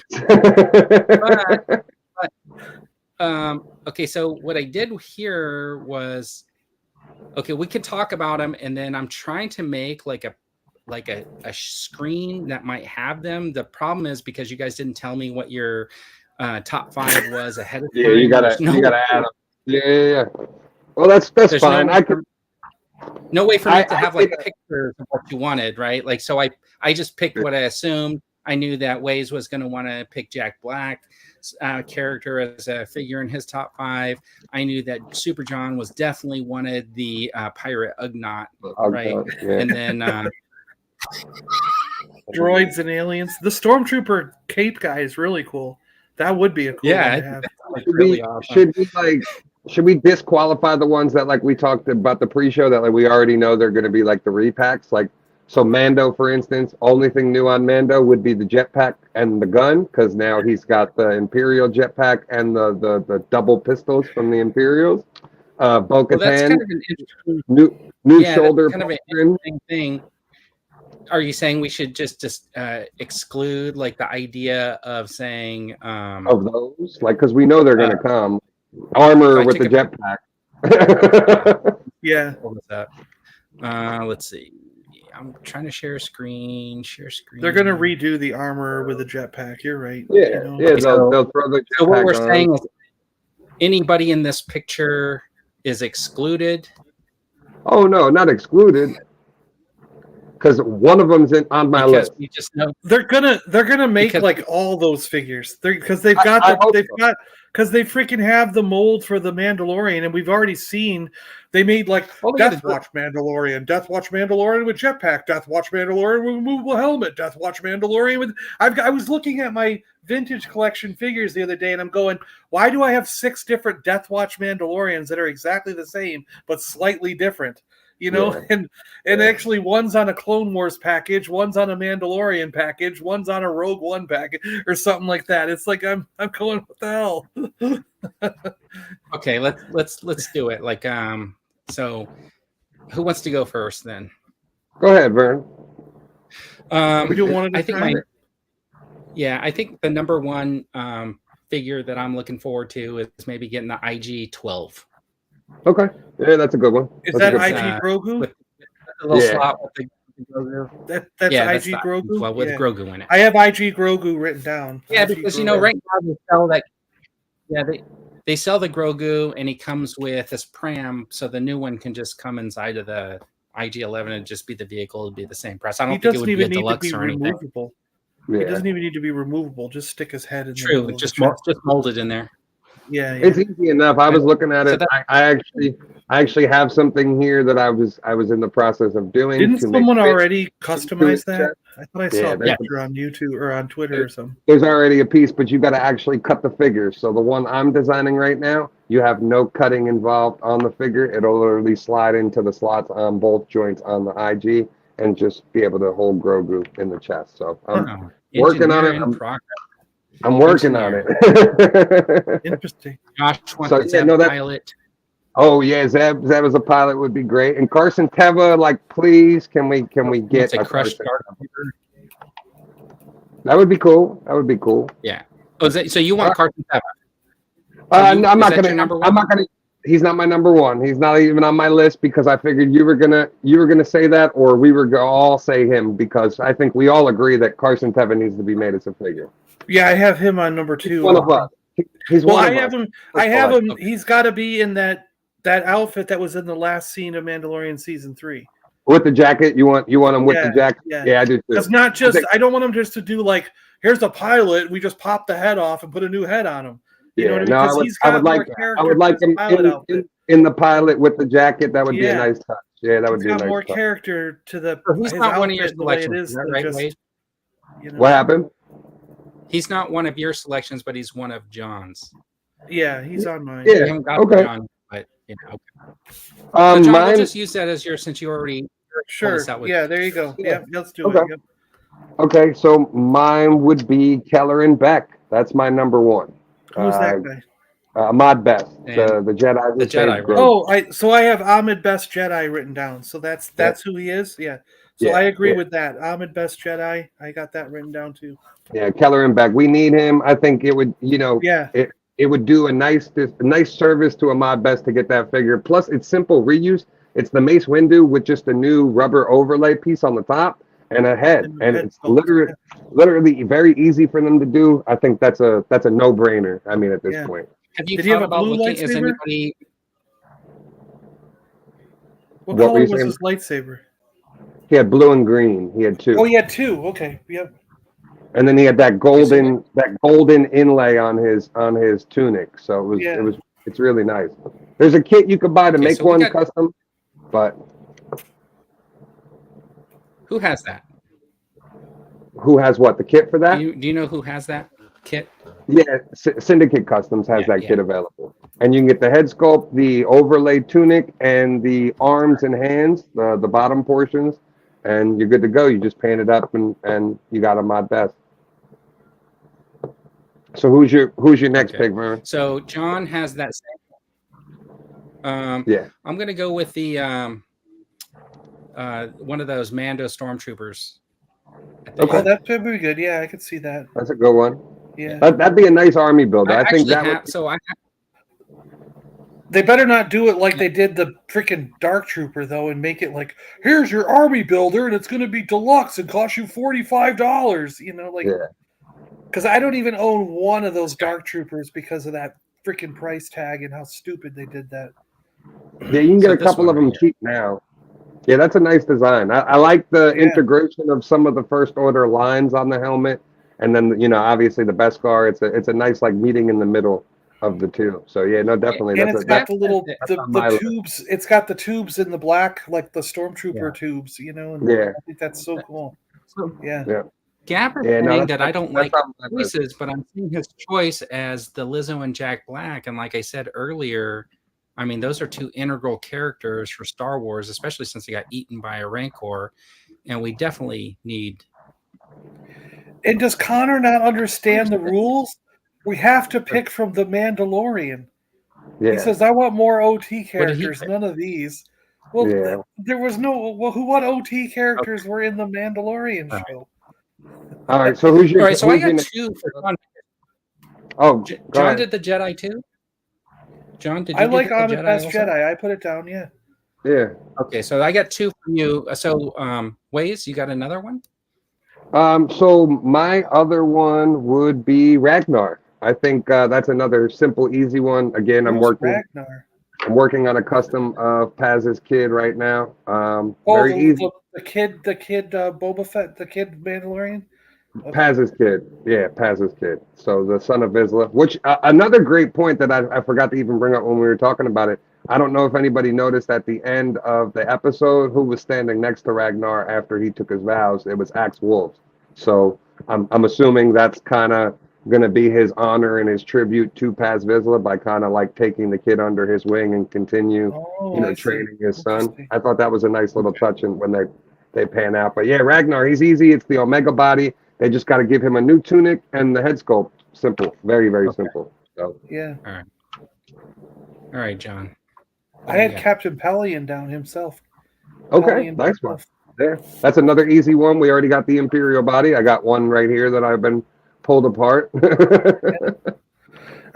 let me see. The Imperial one? It's just a Oh. yeah, Right. there's no head on it. It's just a body. Oh, Is that a okay. Tarkin body or is that a Piet body? It's a Rampart body.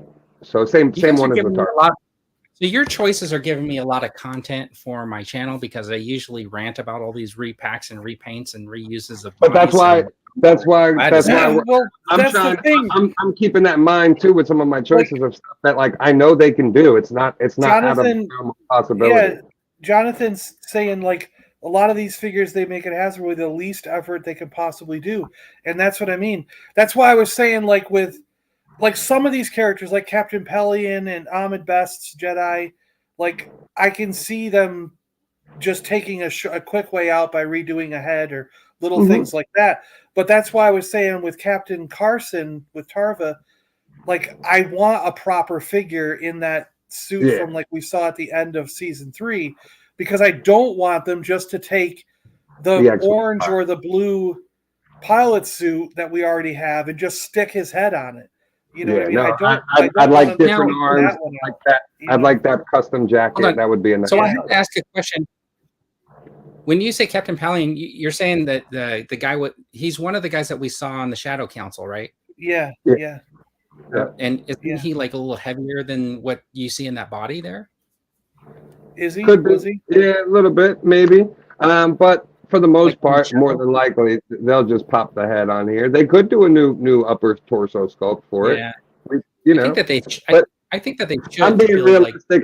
I know Hasbro, and like, you know, we got to be realistic with. They're going to reuse parts, so I mean, these are options that they can definitely do with changing stuff without having to break the bank on it either for some of the stuff. Yeah, the blue chrome protocol droid was awesome looking. I'd love to have a figure of that.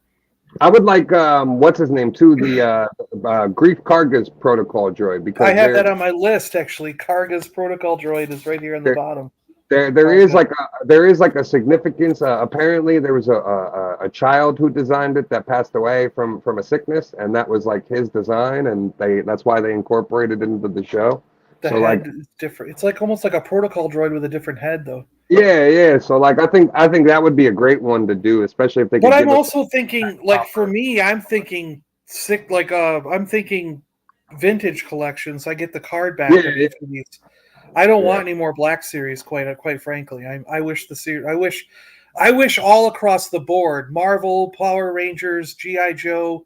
I wish everything would get rid of 6-inch. I don't think. No way. I don't think in today's market, the price keeps going up and up, and I'm not having the same value for my money. Yeah. And just like in the late 80s, where the price of petroleum was going up, so the price of toys that were 4 inches and 5 inches was starting to go up. So they went, by the time you got to 87, they were going, oh, we can't afford, people aren't going to buy the toys. So how do we keep the price point the same? We make them 2.5 inches. So therefore you got Mask, Starcom, all these other things came out that were Dino Riders that were like 2-inch figures. So they could keep the price point the same. So if you were seeing $2.99 on a Star Wars figure or a G.I. Joe, and they said, well, in 87, they were like, that figure either has to go to $9.99 or to keep the same price point of $2.99, $3.99, we need to make this figure half the size. They decided, let's make it half the size and keep the price point the same. But see, against your point, what you're noticing is a lot of those 3.75 stuff just sit on the shelves. A lot of them. People aren't buying those because they're collecting 6-inch figures. That's the difference.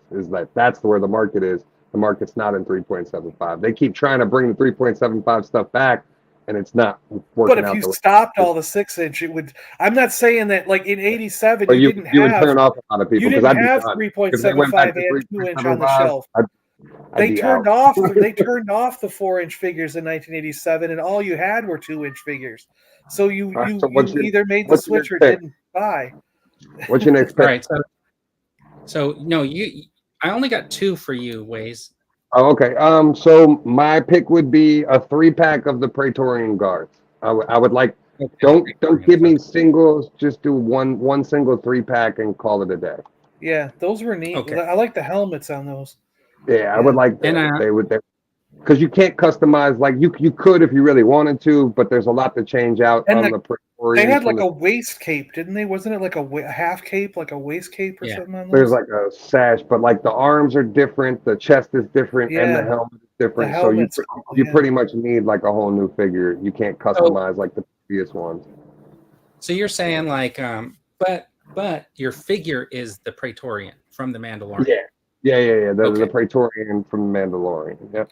Okay. Well, couldn't they just do one Not a figure and have all the right. weapons in the pack? And then you would buy 3 of them Yeah. to get 3? They could do that too. Yeah, they could do that as well. Yeah. Because that was the problem but with the other Praetorians is there was 3 different designs of the original Praetorian guards. And each one 6 came with different different weapons. Yeah. But they never really made every option because I remember I was missing one. I'm like, I need to get like, and it bothered me. And that was the same with the Black Knights of Ren. the the Knights of Ren. Yeah. It's not really a re-release though, Jono, because they do have to change quite a lot on it. They do have to give it new arms, new chest, and new head. So like, it wouldn't be a straight re-release because those Praetorian arms have like some jagged armor. Yeah, on they it. were Like, layered. But I think what Hasbro will end up doing is they'll just end up exposing that upper armor and putting the fabric underneath that chest piece to like hang down or whatever. They'll just change what they have existing where they put the fabric, and then they'll just change the head. That'll make it easy for them. They got to change the arms though too. The arms are different. The arms are totally different. You would hope that they would, but I don't. They wouldn't notice. Hasbro wouldn't notice. Hasbro wouldn't even notice the different helmet. They wouldn't. They didn't notice a lot of things. My third choice is, of course, the Moff Gideon in the new armor. I got him on my list too. Yeah, he's a great one. That'd be awesome. Yeah. All right, so we each have 3 up there now. Okay. Did we already put? 4 since you Did we put the away your protocol Moff droid? Gideon. Did you pick protocol droid? Oh, so you have 4. So Okay. So then if we The say gold that one Waze from already Targa. gave up the Moff Gideon as his 4th, then you already got your 4 up there. I didn't give Moff Gideon as my 4. I just said I had him on my list. I have more than 5 on my list here. Just in I case got a good number of them on my list. Yeah. We're going to pick our top 5, but I got a whole list of like 50 of them. I made a list because I thought it was more compelling than having the same character for every one of us. Okay, so I you're scratching off. Okay. Yeah, if you pick it, I've been changing. I've been going. That one's already picked. I don't need to pick it also. Yeah, I'm doing the same thing. So, my next pick would be Elia Kane. Who's Elia that? Kane, the spy for Gideon. The spy girl. Yeah, I had her on my list too. Yep.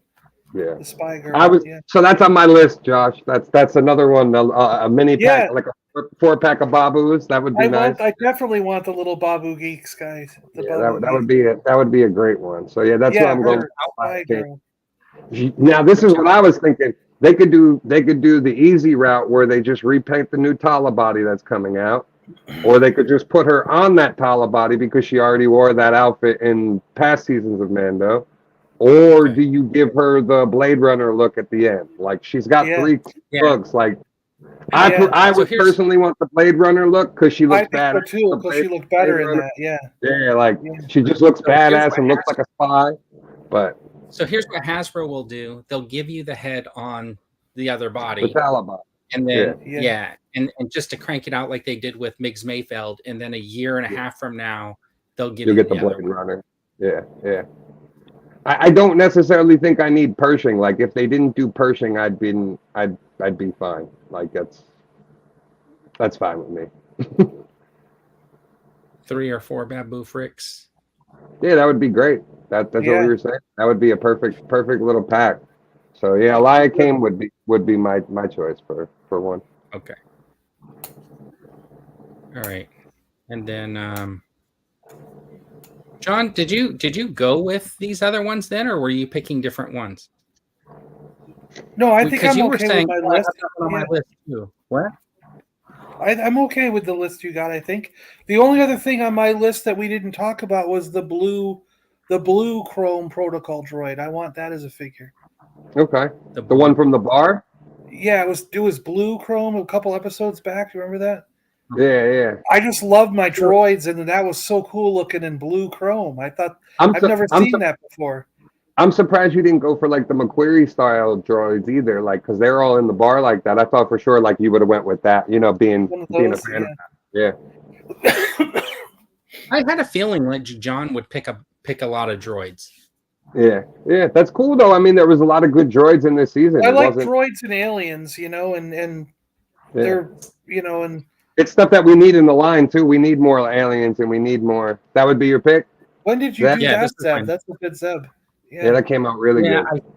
So do you know the so this is Zeb's arms and legs and head from but the body is from what's his name? The pilot. That alien from sequel trilogy. The alien pilot. Oh yeah. So he had the bigger, buffier body. That's why I used it. Yeah, that came out good. And they said Zeb's suit was a sequel trilogy inspired suit, like the way the vest is and the way everything's done. It's supposed to be like a New Republic suit. That's why it's blue. Yeah. They do have a kit that you could get. It has a new head and it comes with that chest piece. Yeah. Yeah.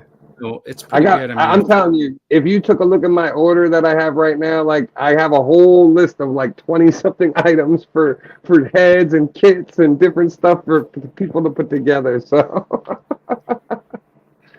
see, like for me, even though I do have a few humans like Pershing, the Spy Girl, Ahmed Best Jedi, Captain Pelion, you know what I mean? Like even though I had some of those things on my list as like, yeah, let's do some of that stuff. I am actually more interested in getting droids and aliens for action figures. Yes. Because I totally understand that. And I don't and like with the human figures, a lot of times I'm okay with just having one of that figure. Like I guess like looking back, like I didn't need to have another Luke Jedi just because in The Mandalorian he had like this little skirt thing on or whatever when he was sitting there training Grogu. And now you mean? Like training Jedi, which has like the Cobra Kai outfit. Yeah, like I don't need those kind of like another Luke Jedi. It's like I was fine with like taking the cape. If I was playing as a kid, I'd be fine just taking the cape off and having a black suited Luke train Grogu. Yeah, it didn't have to be exact to that scene, you know. And now you have 10 different Lukes coming out. In that same So it's like when I look at stuff like that, I go, I would rather have. Well, why can't we get the Rodian from that bar scene? Or that would be cool, or like the Ugnaught bartender from that scene, or something like that. Like that's what I would rather have. You know what I mean? That's why like, I thought you were going to pick the Ugnaught pirate. Yeah. Well, quite frankly, I forgot about the pirates when I was making the list because I would have those Nikto pirate would be on my list too. As soon as they showed that Ugnaught pilot and the Moss Man, like to see how much I could get another quill for. Right? Yeah. I immediately went to go look for another quill because I was like, oh, I can customize and make a pirate. And then I started thinking like, what do I want to do that for? So my other pick would just be like, I think they should just do packs of the Mandos. So like we had the Shreehawk clan, which was in the blue and the silver, white. If they did maybe like something like along the 4-packs they've been doing. Yeah, not even 4. Like I'm a Black Series collector. You're a TVC collector. So yeah, if they did TVC in the 4-packs or Black Series in like 3-packs, I would like to see them stick to more the GI Joe model, where like give us 2 guys and maybe 1 female, or maybe do female 2-packs and male 2-packs, and just do like 2 and 2. You know, like do 2 Shreehawks, do 2. You know, or maybe it's just a like male. Like they did with the Vipers and like the Troopers and stuff. Or maybe it's just a male and a female. Like if they did like the red armored Mandos and then the blue armored Mandos, and then and you'd get like a 2-pack of each with like a male and a female. That would be pretty cool. That wouldn't be a bad way to do it. Because like you were saying, John, they literally have both molds. They have the Death Watch Trooper, and they have the Sasha Banks, Custer Reeves, Bo-Katan mold. So like literally, you just repaint these in every color, and you're good to go for Mando repaints. It's very simple, very easy. Most uninteresting characters from season 3, and Hasbro will make them. Well, we already saw that. Because I was looking, the random guy who had his helmet off on the Star Destroyer is apparently next week's Black Series release. Listen, because I was looking at that. They teased him this week and then took him off the poster because with R5. when we did this, when Way says, "Hey, I got a great idea for Saturday's thing. Let's pick our top 5 figures that we want from the Mandalorian." In no way, shape, or form did I think that his 5 were going to be like 27 different colored Mandalorians. 3 Praetorian guards. If I knew it was going to be an easy way to figures from the series, I definitely would have put there's a lot. 3 Amigos on my list. Yeah, there's a lot. I mean, Pelimoto, we still need a Peli. We don't have a Peli. Babu guys, yeah. Right? The 3 Babu guys, the 3 Amigos, John didn't see. You probably didn't see this, but I'll just. And then IG-11 is a sheriff. Come on, we need the sheriff. There you go. Painted like the sheriff. Yeah, painted as a marshal. Yeah. Well, like because I was looking at what was there? There was a new release.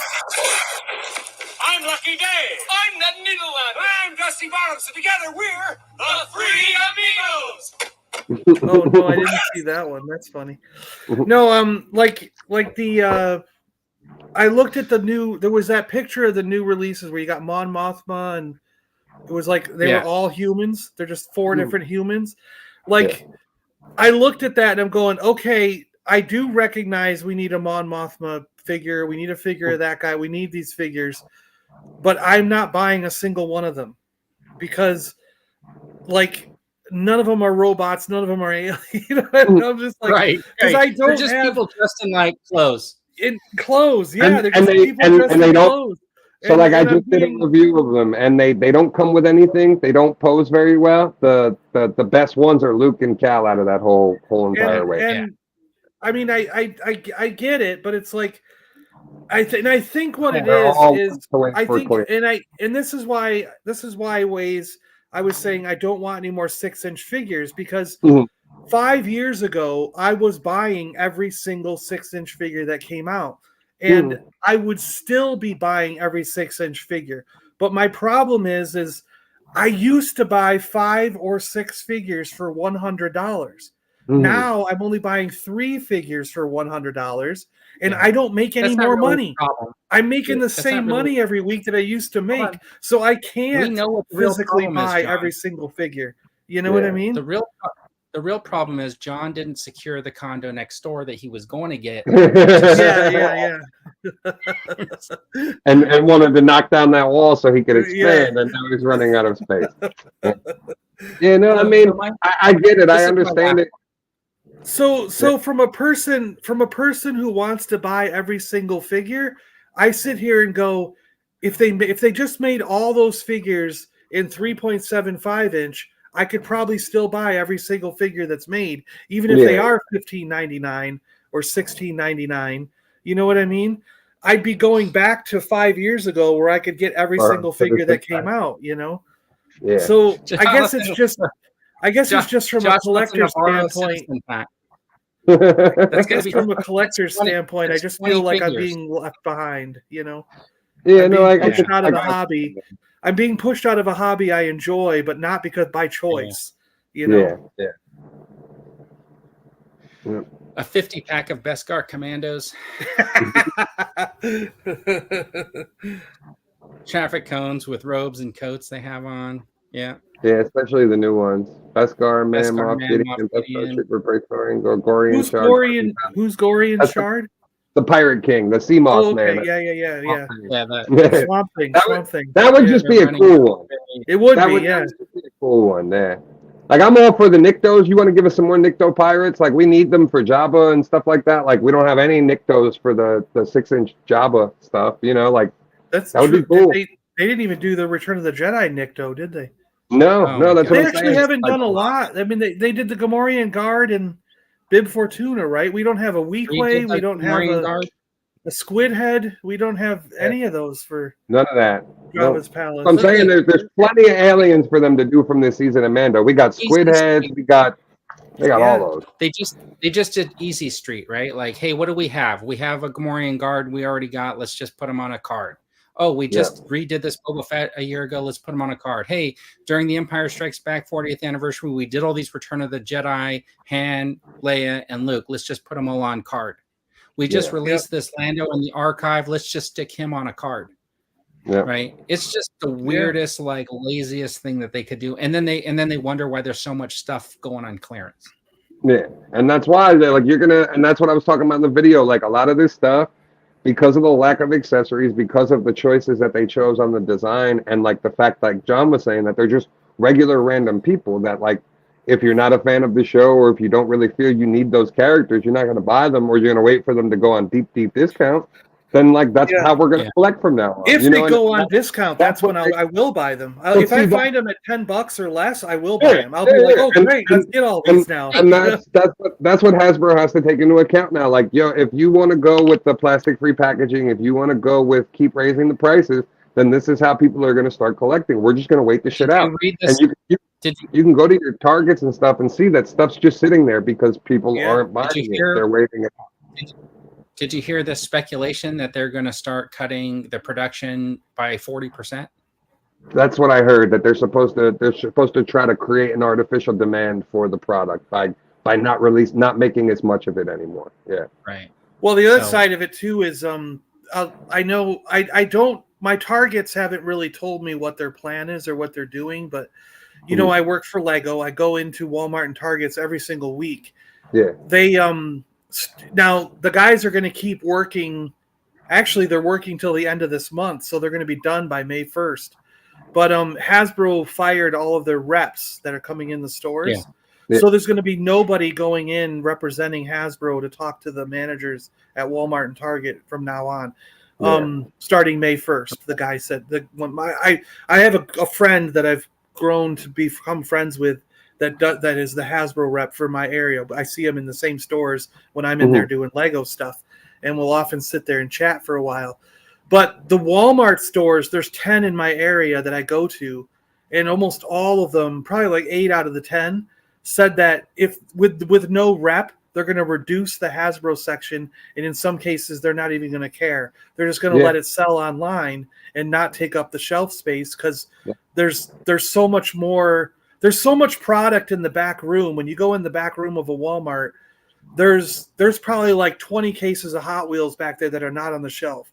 There's 5 or 6 cases of He-Man and the Master Universe that are not on the shelf. There'll be like 20 Lego cases that are not on the shelf.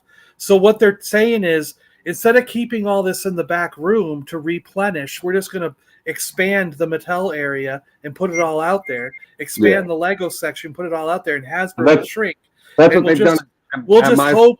We're just going to hope that the Hasbro sells online, so we don't have to bother shelving it. So what's going to happen is, over time, I almost expect you won't see any Hasbro at all. Like 5 years from now, it will be like it'll just be Pulse. It'll all be Pulse or Amazon. Yeah. So I think that's what's going to happen. They'll end up being sold online through Pulse and stuff, and Hasbro won't even bother. But I don't know what Target's going to do, because Target does allocate a lot. I mean, there's like 2 whole aisles of Hasbro at Target, right?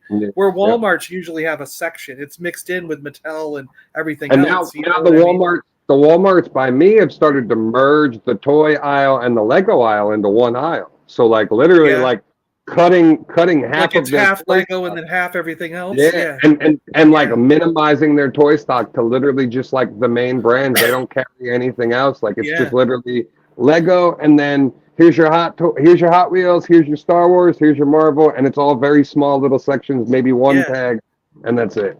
Yeah. Because I think what it is it takes too much time for their employees to actually stock everything, and if they just leave it in the back room, put it online, people want it, they're going to buy it online, and then they don't have to spend that time. Because the other thing is, when they put it on the shelf, you got those people walking down the aisles pulling it back off the shelf to mail it out. So they basically get rid of that middle section and just take it from the back room and mail it out. You know what I mean?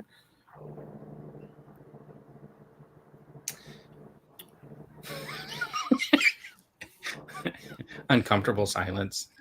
I was waiting for you to talk. You were waiting. Same thing. The next HasLab will be the Temple of Doom minecart chase, all of it. And I'm just thinking, like, you know how that would work? So imagine something about the size of the Eternia playset, but like it's like a train track, right? And then the thing is like fully automated, like with electricity, where the train car would go and stuff like that. They would never do something like that. You would get an 8 to 12 foot section of track, and it would have a bend at one end and a bend at the other end that could be removed. And they would say, now you have to buy 8 of them in order to make the whole track. Just like the bar, just like the Cantina bar. I was just talking about that today. Like, man, they need to do another Cantina set so we can get the other half of the Cantina bar. Yeah. A lot of people. Gap's saying that like his Walmart person says they're not going to carry Hasbro anymore in there. Yeah, and they a lot of them, like John was saying, a lot of them are just cutting it down. Important. Oh, okay, that's a joke. Said they're getting rid of Hasbro. Yeah, let's see.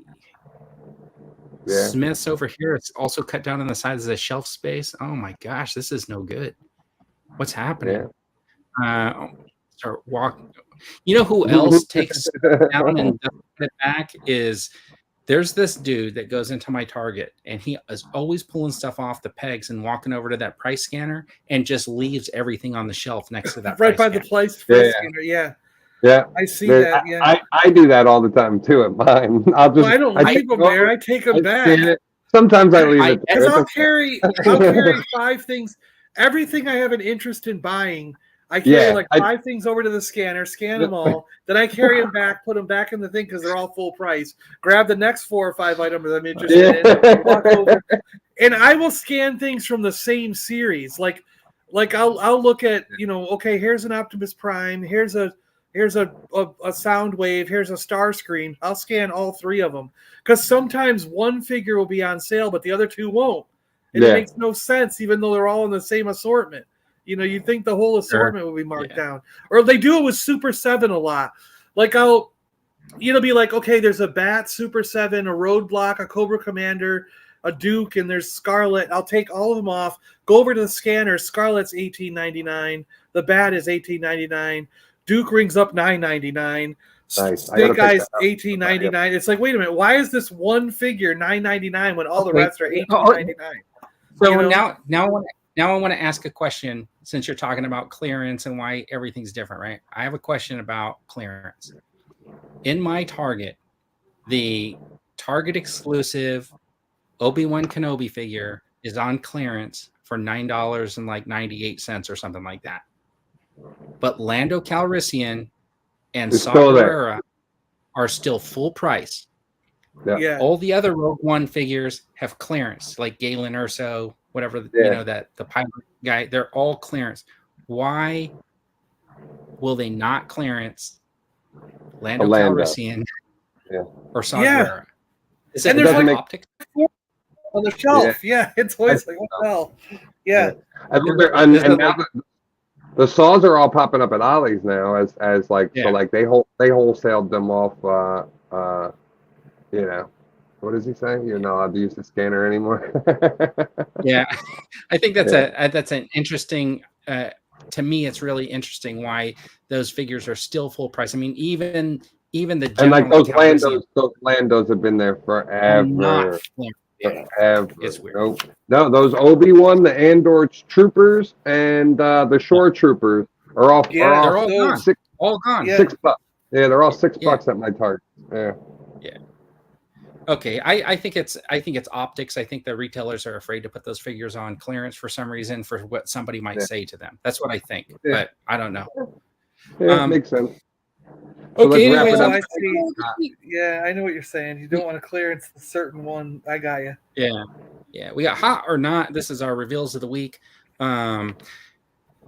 Maybe some of them aren't going to be reveals. I don't know, because there's some of these the lines that I don't get. But I've been pulling pictures off of Staterverse. They're reveals. Twitter. They're probably Actually, revealed to me because I don't pay attention to what's coming out. So Yeah. All right, so those, because I remember saying to someone the other day, I was like, "Wait a minute, when did that figure come out? They're making those," and they were like, "Dude, that's 6 months ago. That was 6 months old. How did you not know this figure was coming out?" And I'm like, I don't know. so Monkey Jeebus is talking about this Spin Master Batwing. I think I'm going to buy that Spin Master because it's only like $40 or something like that. If I see it in the store, I don't know why these things are not in stores. All right. I don't either. G-Force is using his the hot emoji. He's just of course, it doesn't show up on the chat because they're StreamYard. No, because we're in StreamYard. You have to look at it on the. Yeah. All right. So, anyways, the first one with these are the Mayfex? Mafex, or yeah, they're coming out with the Ahsoka. And since you guys were talking about Ahsoka earlier, and you know all about her because you watch all the cartoons, I've been watching her since I was a teenager, Vern. Like I've literally been with this character since I was a kid. Like that's why she's important. That is our age difference, because I would say I've been watching Ahsoka since I was in my 40s. Just like a couple years ago. See, I say not only because I already have like 17 different 6-inch Ahsoka figures. Like I don't need another Ahsoka figure. So this looks good. It does look very well. No, it looks awesome. I'm not a fan of that alternate face though, the scrunched up face. It looks very strange in the promo pictures. But I have the Mafex Mando coming. That's the only one I picked up out of the new Mafex that they showed off. But it looks cool. So yeah. If I did not already own 6 Black Series ones, I would. This is the problem, if I had 0 Ahsokas, I would buy that. But since I already have 6 different Ahsokas, I don't need this now. Yeah, and you have this version, right? So, yeah, it wasn't enough for me to say it. I do love the Mayfex and stuff like that. I think they do a really good job on them, but I agree with you guys. Not really. Not enough. Not what needed. about this Same Vader? thing with this. It's cool, but like not needed. I don't need another Vader. I already have. They packed this Vader with like the open helmet. What if they had done an open helmet? Then would he have moved up into that? Like had an alternate head where that. Because then you could have like picked and choose between this and the Return of the Jedi one. I guess you know at least you would have had like that option. But yeah, it's same Vader, same everything. Well, see, I just ordered the and paid for half of it already. The Darth Vader hot toy. So okay, with the electric head, you know. Yeah, because I'll tell you, Yeah. part of it was because I had $100 credit at Sideshow.com, and then on top of that, they let me use my $30 Sideshow money, whatever. Okay. So I got $130 off the new Sideshow, the new Hot Toys Darth Vader. So it only was like $200 and some bucks for me. So I was like, okay, I'll buy that, you know. Yeah. I like the motion blur of the saber. And I wish we got more of these blades. Yeah. If you're looking for a way to like make a custom version, have you ever seen those like colorful dividers that you can get for your like notebooks, and they're kind of clear, but they have like blue, red, yellow? You could take a red one and cut a triangle out of it and sort of just like maybe UV slide glue it on to there. one side of the blade. Yeah. And then you would have that kind of look, right? And also, then you can pull it off. Replacement Saber sells them like this too. You could just order them do they really? already printed. Yeah, they're already done, and they have regular blades with the hilts, and you can pick out all the different hilts and colored blades, or they have the motion ones for every different color too. But then again, I mean, like, I know people like Chris Perlo, who's a Vader fan. Like, I can guarantee he's going to buy this. If this was Yoda, I would buy it for my Yoda collection. You know what I mean? Yeah. So it's like I have a Yoda focus, you know, because I don't know ways if you know, but I have like 600 different Yoda items. Oh yeah, no, I know that's your guy. I know that like you're a big collector of. Yeah. Well, if it was the Yoda, I would be definitely buying it, but I don't need another Vader because I feel like I have enough. What if that? What you don't know, but that might be Yoda in Vader's outfit. Yoda and Vader disguise. All right, what about this Mary Jane Watson and Green Goblin 2-pack? Hot. They look awesome. Yeah. They look great. Really great. Mary, look at the head sculpt on that. Yeah. it would have been nice for her to come with something because she doesn't come with like any accessories at all. But I love the look of both of these. Really, But really. you can't get her alone. This is a Not like No. this. Yeah, not It's like a this. VHS 2-pack. Yeah. Yeah. It's another 2-pack like the Aunt May and the Doc Ock. But I think this is more desirable because of this MJ. Like the Aunt May is gonna be a fluctuating one because a lot of people want it for the Doc Ock with the tentacles. They don't really want the Aunt May, and like so that'll be when people wait out. I have that Doc Ock, so I want the May. I want the. You want the May? Yeah. I'm the same way. I want the Aunt May, but they just released that 3-pack X-Men that has Banshee in it. I only want Banshee. I don't want the other 2 characters. Yeah. You should be able to find him though. It pisses me off because I've been wanting a Banshee character for my X-Men 90s set, and I don't have a Banshee, and I still won't have a Banshee. Wrong button. Yeah, I put her on the Sharon Carter. This is just the head from the Spinneret 2-pack. Yeah. But, yeah, so I'll be happy to have her in the animated one, and then this is like my MC, my regular comic one. Wow, that looks for those cool, folks that are collecting the McFarlane multiverse, are we into the Vampire Superman? Oh, that looks freaking awesome, but I'm not going to buy it. No. I think it would look really cool. I don't collect them, but if I see this guy in store, I might pick him up just because of the uniqueness of the figure, right? Like because it's that's different. A cool one. Bat would probably like that one because he likes all the zombie stuff. He usually picks up like the different zombie figures, so that's cool. See, right now I started getting these DC characters, that's but a vampire, not a zombie. I stopped again because I was like, it's just too much for me to like. I had to stop DC and Power Rangers because of cost. I can't buy every single line anymore, So that's what I've been doing. It breaks my heart, but I will tell you that can't do it,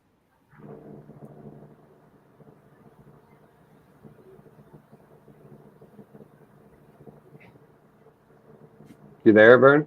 Yeah, he said I'll tell you, and then so the thing is, Oh, so I'll tell you, like, the reason why I don't really like these McFarlane figures that much is I don't think the quality is there. Every single one that I've had, something has fallen off of the thing. Yeah. Yeah, they're very cheaply put together and made, but that's why the cost is low on them. Yeah. Yeah, that's true. Let's see, not good, Superman Vampire. Love That's Superman. a cool one there. I like how he looks classic. Superman does look cool. And it actually comes with an alternate head sculpt too, which is nice. It comes with a pulled down hood and an alternate head sculpt of an unmasked comic Barry Allen. So it's a nice looking figure. Definitely. But yeah.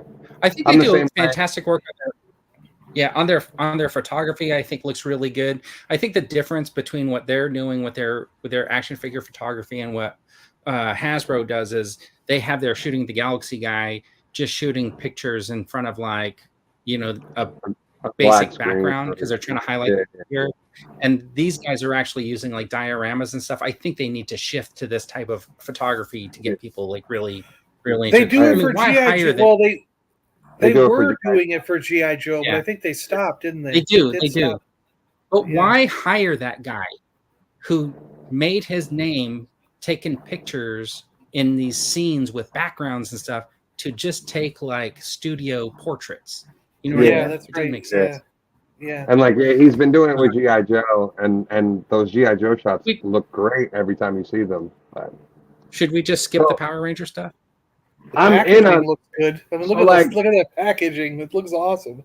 So I'm in on these, but I got two issues. One is why there's no shield on green. Like why? Like if you wanted to give shield, no problem. I'm all for it. They said it's an adjustable shield that comes off. It can fit on females and male figures. Fantastic. That's a great accessory for red. But the red shield should be the one that you can use on any one of the Rangers. You know what I mean? The green one, he comes with, like, he doesn't come with his dragon shield that he always has. Like, no matter what. Yeah. Yeah, It's just like, and then for whatever reason, Red doesn't come with a civilian head sculpt. So all of them are going to come with alternate head sculpts, except for the Red Ranger, Except which Red. doesn't really make any Wait, sense. no sense. Especially, No sense. yeah. So like, I'm in on these, and I'm in on the Rita Repulsa as well. But I'm very. I just got Billy and Trini. I just filmed a review for them yesterday. So they're really great figures. I'm really happy with like the way they came out. Like I meant to look it up, but I don't, because I don't understand what was going on with this new Power Rangers show. Like, why didn't the original Kimberly and the original These are different, Red Ranger right? come back? So this is for the 30th anniversary. This line. This is not for the special that happened just recently, but yeah, they found ways to incorporate those characters because they didn't want to come back. So the Red, like, why didn't the original actors want to come back? It makes no sense to me. So the original Red Ranger's on a COVID tax scheme that he got arrested for, so he wasn't able to leave the country to go film for that special. Kimberly turned it down, and Jason David Frank turned it down. So, well, isn't he dead? I mean, he passed away. But this was shot way before that, so he had turned down the movie, and then they wrapped the movie. I can't believe he turned it down. That doesn't sound like him. He shows up at every freaking appearance. So, I mean, it was very good. I'm not going to give any spoilers for it. It was very. I enjoyed the special. I thought it was very well done. Yeah, it was cool. I thought it was good. Shot this may be the only way I ask the question. Did they bring back the high school bullies? Yeah, every time I try to talk, I can't get a word. They're only in a shot because you're on a delay. That's what keeps happening. Like you're on a delay from me and John, I think, and like we keep waiting for you, and then there's gaps. Yeah. The delay is you keep talking. But yeah, so they did bring them back. Bulk and Skull, they're only in a shot, so like they pan out to a shot. And it's Bulk and Skull sandwich shop, and it's a picture of the two of them all what they look like now, but they're not actually in it. They're not actually in it. It's just that billboard shot. Yeah. So that guy Paul Schreier or whatever, he used to work at Six Flags Magic Mountain when I worked there, and he used to host the U.S. high dive show in the pool when they would do the high dive show. He was the announcer on that. That's crazy. It was really funny. Yeah. They're great guys, man. Yeah, they do a lot like voiceover stuff and other types of acting. You know what I mean? Like him especially, he does a lot of voiceover stuff. Who is that one? Which one is that one? Yeah. The one who played Bulk. Paul Schreier. Oh, okay. The heavier. Because I thought it was funny during the special here that the reunion thing that the blue guy still couldn't act. There was a couple scenes where he's like, we have to get going. Oh no, they're going to kill her. And I'm going, you might want to say it with a little bit of feeling. Yeah. A little bit of there. Listen, you notice why some of them don't get jobs. Yeah. They gotta stay in tune with what they did in the 90s. That was what they thought was. They were all like 20-something-year-olds who had just got out of like community college acting courses. They got these roles, and they weren't expected to be like great actors because they were just coming on in the afternoon while I was at work and Waze was at home watching TV. While I was at work. Yeah. And the other thing I thought was funny is when they went, like, you see, like, I'm sorry, but the Red Ranger guy and the Pink Ranger girl, like her legs are like that thick around, and then she goes. Then she's a good actress. Goes back. She goes pterodactyl, and suddenly her legs, when she's in the Pink Ranger form, are these fit 20-year-old thin legs. I'm going, that's not the same girl. Like, and then like the Red Ranger guy has this kind of a gut, and then all of a sudden he turns into the Red Ranger, and he's a fit, perfect like kung fu guy in the Red Ranger outfit. So I'm like. My brother goes, they morph into these. Yeah. So these actually look really good. The Rita I'm in on. The Rita looks good. Yeah. Did you get the original? Is this a double pack or did you get the other Rita? No, that's why I'm mainly in on this because I need her and I need Zed. So this is perfect with the interchangeable faceplates too, and it's just great. I got the original Rita, so pack? I don't really need this one. But no, they're each singles. They're both deluxes though, technically. Yeah. And but this staff for Rita looks way better than the original staff. Yeah, they did the Star Wars They look faceplate. So she just pops her. So they're face going to have to comes come off. out with like a. I didn't watch the movie, but they're going to obviously have to come out with some sort of like a cyborg version, right? Yeah, Robo Rita. I really want her from the comics. Like currently in the comics, she's Mistress Vile, and she looks like so awesome. That would be an awesome, awesome figure if they could do her like that. Like she's way more Do you want to powerful know? and different. Now I haven't seen this, but you know what might make me really want to see it? What? If it was animated. Yeah. Oh. Yeah. All right. What about Mythic Legions?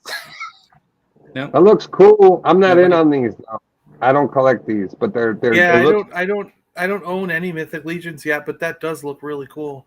Yeah, Yeah. they're they cool. look pretty line. awesome. They do some Priced a really little great bit work. high. I just don't have the space or the passion to collect them like that. Yeah. Ivan Ooze. Yeah, we need him. He's That never was been a made. bad guy in Power Ranger. Yeah. Yeah, he was the one from the movie. They're some of these Mythic Legions Ron, are this is for you. like I wish I had got them when they first became a company and were putting stuff out.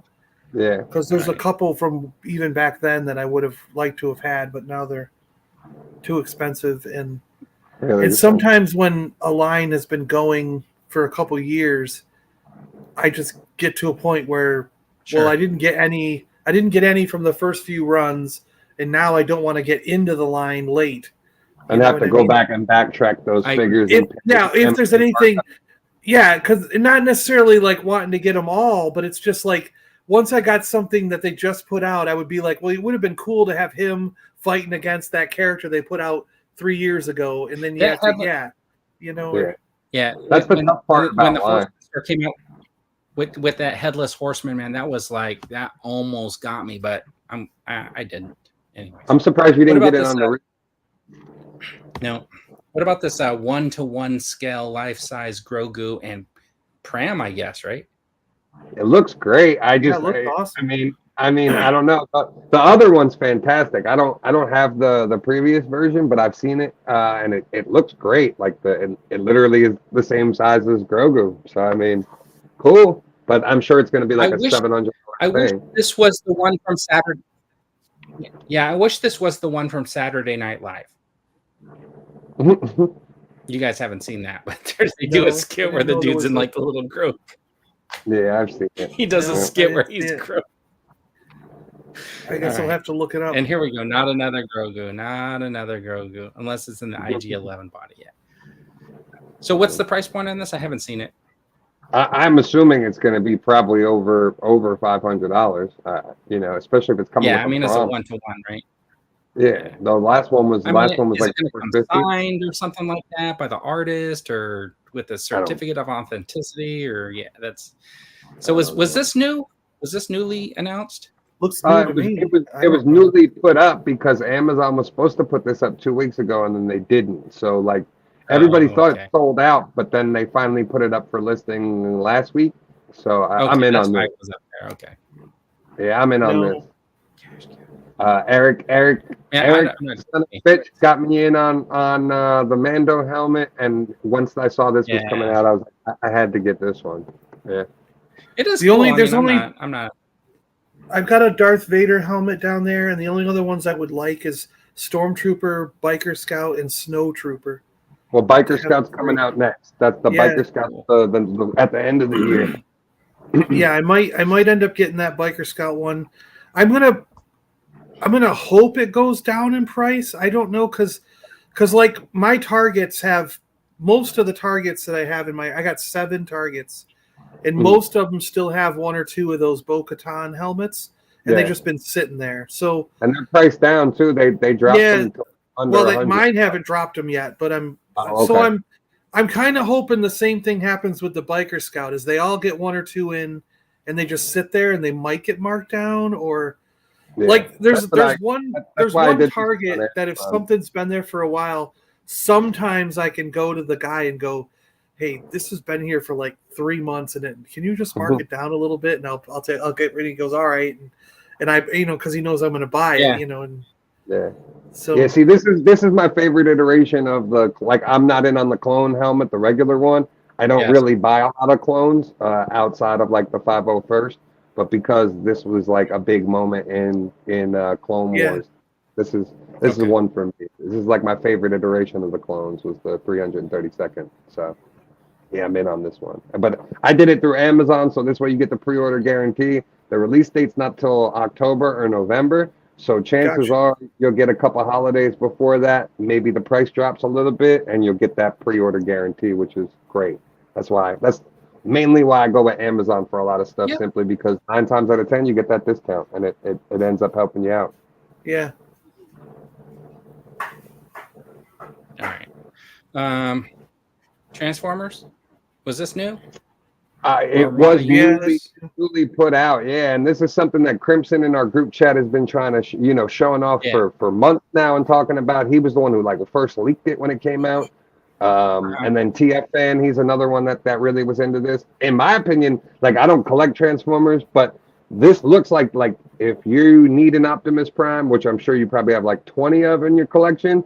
This is like the definitive Optimus Prime that like I would get rid of all your other ones and get this one, and like that's the one. You know what I mean? Like just how cool. Well, see, that I was not an Armada guy. I like the original Optimus. So for me, it's like I don't need it because I never really got Armada. I was out of it by then.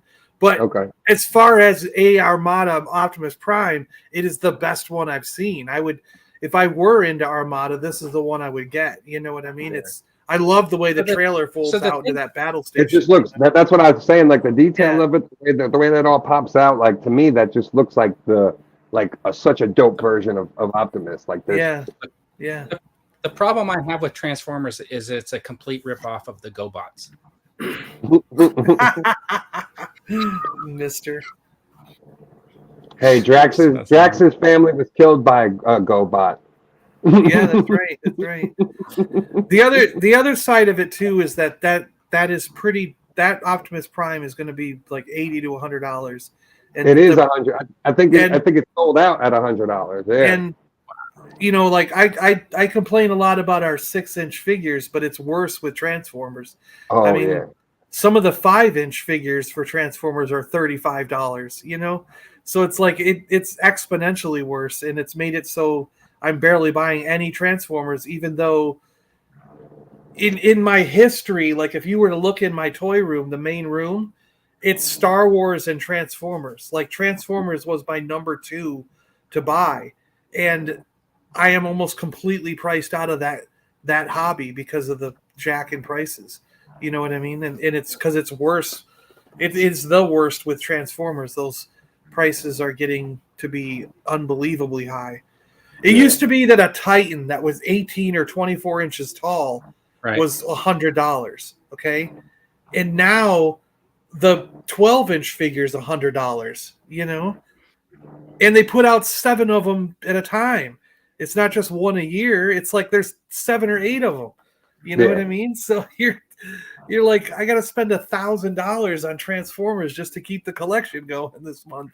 Yeah, this looks cool too. I threw this. This is from Robotech. It's a Macross fighter, so it's a jet. It transforms into a full fighting robot, and I just took the one picture in the middle where it's like half of a jet because this is like kind of the favorite mode that I've ever. Whenever I used to watch it, this is the mode that I always like to see it in. This is Roy Focker's one, right? If they were affordable, I mean, you know what I mean? Is there right? You'd be in on it. Yeah, absolutely. Yeah. They came out with those Cyclones too. They're like 1/12 scale. The motorcycles that wrap around the person, and then there's in the form of a robot. But the price on those is just outrageous. Also, this is one of the best one. That one was one of the best ones I've seen. Is that's a really new one that's coming? Yeah, that's pretty new. Yeah, that because it looks. What great. about these Cobra Kai's? I saw a couple of these in store recently, and just didn't look like the people at all. Who are they supposed to be? Who are these two people supposed to be? It's supposed to be Johnny Lawrence on the right, and then it's supposed to be the student that he, the mom that he's dating and banging, her kid, the one that's like his prize. and that doesn't look anything Wow, like him. Yeah, no, that's and horrible. the ones they had in the store was like Danny LaRusso, and then they had the Samantha one, and did not look like them at all. Didn't even have the right hair color. I think these are pretty awful. When did they get these outfits? Is this in the new season coming up? This is a crossover. No, it's just a crossover. It's just a power grab that because they didn't do just straight. I didn't see the Power Rangers half. Some reason I just read Cobra Kai and I didn't see the Power Ranger part. Yeah, okay. Yeah, Daniel LaRusso looked okay. Sitting there. Yeah, the Daniel LaRusso looked okay, but it still didn't to me look like him. So yeah, and like why do them in these costumes like this? Like to me, it just doesn't make it. Not like gonna make them look like. Just do straight up Cobra Kai figures and like call it a day. See, I don't mind those face sculpts as a head sculpt for a figure, but they do not look like the actors if that's what they were going for. Yeah. You know what I mean? And then what about the R5s? Did you guys go in on either version of the new R5? I was actually a little bit upset at that because I remember getting the one from GameStop and I couldn't find it anywheres. My mother, I said something to my mom, and my mom went, "I'm going to go on a hunt because when you were a kid, I would help you hunt for figures." And she went out around her area and found me the R5D4. And she said that she had just as much fun going out looking for a toy for me like she did when we were little kids. Like it brought her back. The nostalgia for her was the hunt. You know what I mean? Like I'm helping my son out just like I did when she hunted for my Gamorrean guard, you know, when I was a kid. Yeah. And so and I have that and then later on I think I found one myself, so I ended up having two of them. I'm on a delay. Yeah, you are on a delay. Go ahead. No. I was just going to say that is the one figure, just to interrupt you, because before you go on to like Gamorrean Guard and everybody else, the R5D4 is the figure, the reason why I don't collect any of the carded Black Series. Because I couldn't find it. There was no point to continue. Yeah. Yeah. But so now and I can remember them saying this is exclusive to GameStop or wherever it was, and you will never ever be able to get an R5D4 on card anywhere else for all time. And then here they go and they put it out again. They didn't think that he was going to be a main character in Mando. Plus, they just did finally the new Buck, so that the new astromech is actually sized to scale and works probably. What they told you was true. You are never going to get that R5D4 on a Star Wars card ever again. Yeah, that's true from a certain point of view. It's going to be on a Mandalorian card. Yeah. And the other side of it, too, the other half of it is, here's a new R5D4 with a new feature. You unscrew his head and this chamber pops out that has this cool like place to store stuff. And he pops back in, and he's got all these tools and different things that come on, so it makes him the best R5D4. And we're going to put him on a card back that you don't want to open. The point is to have this character open and play with and use all the features, but I'm going to put him on a card back that you're not going to open. So therefore, you have to buy 2 or 3 of them. When you extend the head and take the head off, do you think you could put liquid in there and it wouldn't spill? Because I can see people sneaking stuff into like baseball games and stuff to, inside their R5D4. That's going to be their new flask. I like the fact that they did what they did with the TVC one, to the fact that the head comes off the TVC one and you can use it with Didn't the they N1 show it? Rick's saying it's in a box. No, I thought they showed the card back. No, it's on a card. The TVC one is on a Mandalorian card. It's on the Mandalorian card. Yeah. Yeah, it won't be on card. The Black Series one's not on card back. It's on box. I thought they showed the card back though. Yeah, the TVC one. No, I mean they showed the Black Series card back on a Mandalorian card. Yeah, back. I thought it was on the. I thought it was going to be on the Mandalorian card. Yeah. Oh, I didn't see that. I thought it was in a regular box because it's part of a new wave. It's its own start of a new wave. Oh, you were wrong, John. The extendable head is just for Stargate. Oh, okay. No, I like what they did with the TVC one because when you're getting the M1 Starfighter, you could pop the head off and put it in properly in the N1 Starfighter, so it's gonna look pretty cool. All right. See you later, Josh. Well, we're getting ready to leave too. These guys just won't let we've me been get a here word in longer than we were supposed to. Well, you know what? We had a lot to talk about because you guys had a lot to talk about in the first hour because you watched all the cartoons and read all because you guys watched all the cartoons and read all the books. And I had to like do me and John are real fans. And all the comments. So I think it's funny how real fans who totally collect different things now. Yeah. It's interesting though, like because even at the end of the season of The Mandalorian, there were a lot of things that we all took away from it that we liked and disliked and stuff like that, and stuff you guys didn't like, I really liked, and stuff that I liked, you guys didn't like. But I think we can all agree, right? We really enjoyed the entire season. Yeah, I rewatched the whole season starting yesterday, and it flows. It flows all right. It's just those episodes are jarring when you're watching it on a week-to-week basis, and you're just like, wait.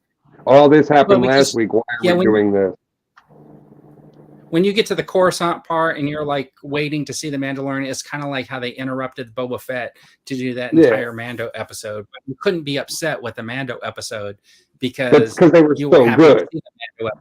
Yeah, and they were so good. Like they're the episodes I'll go back from Boba and rewatch over and over again because those episodes are the most solid episodes of the whole show. Yeah, that's why I'll stand by it. That Coruscant thing should have been a standalone episode, and I think that they should do more of that type of stuff between seasons of shows. I think the big part too information builder show in between. Yeah.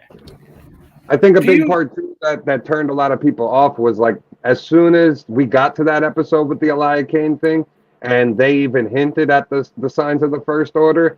Anybody who really hates the sequels is like, well, I'm out. That's it. And then all of a sudden you notice all of those bad reviews trickling in right from that episode, and I think that really had a lot to do with it.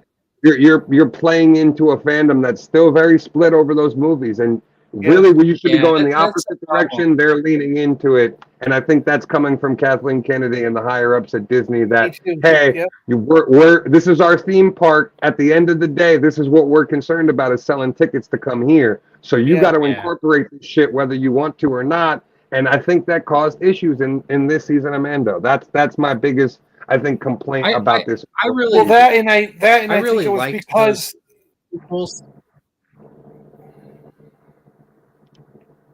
and the characters that came out of them. The only thing I didn't really care for was the direction that The Last Jedi went in, because I think it sort of like did not put them in a corner. Follow the predicted story that I was expecting, and then the whole side story in the middle, like it was just too much. I mean, and they literally painted themselves into a corner with that movie that they're still trying to dig themselves out of. Like when we get to Luke, we just saw Luke in Mando. He's not a broken, bitter old man. Like, what are you gonna do to Luke that we're gonna have to sit there and watch? Basically, you ruin our childhood hero, and diminish him even more, and just by beating the living crap out of him for 20 years. Because by the time we see him in the sequels, he's these bitter old man. Like, I'm gonna hate every moment of that as a fan, to have to sit there and watch that. You know what I mean? And it's like, was it really just Ben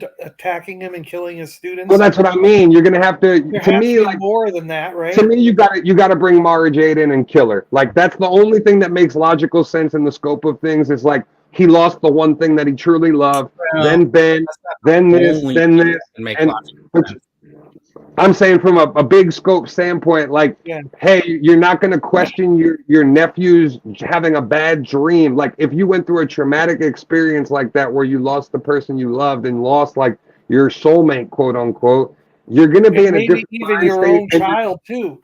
Yeah, maybe even your own. Maybe they had a kid together and he lost his wife and kid. You know what I'm saying?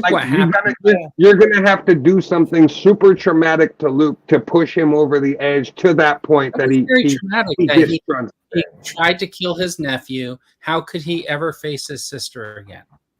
Yeah, but still, what Luke who saved his father from killing? His father killed millions and millions and millions of people, but he still saw the good in his father. Those are strangers.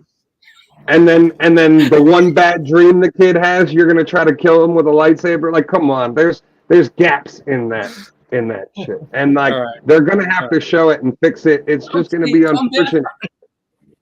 I think. See, I really do think it's Star Wars. I think it's a Kennedy thing, because this is the same reason why that one film is going to have Rey trying to rebuild. Because I really do think that Kathleen Kennedy is getting ready to retire somewhere in the next 3 or 4 years. Retire. I hope. But what she really wants to do is she wants to leave with a sequel trilogy film doing well, and she wants to be able to say, "Look, I knew right from the beginning there was hope in this thing, hope with these characters, and I proved it to everybody on my way out the door."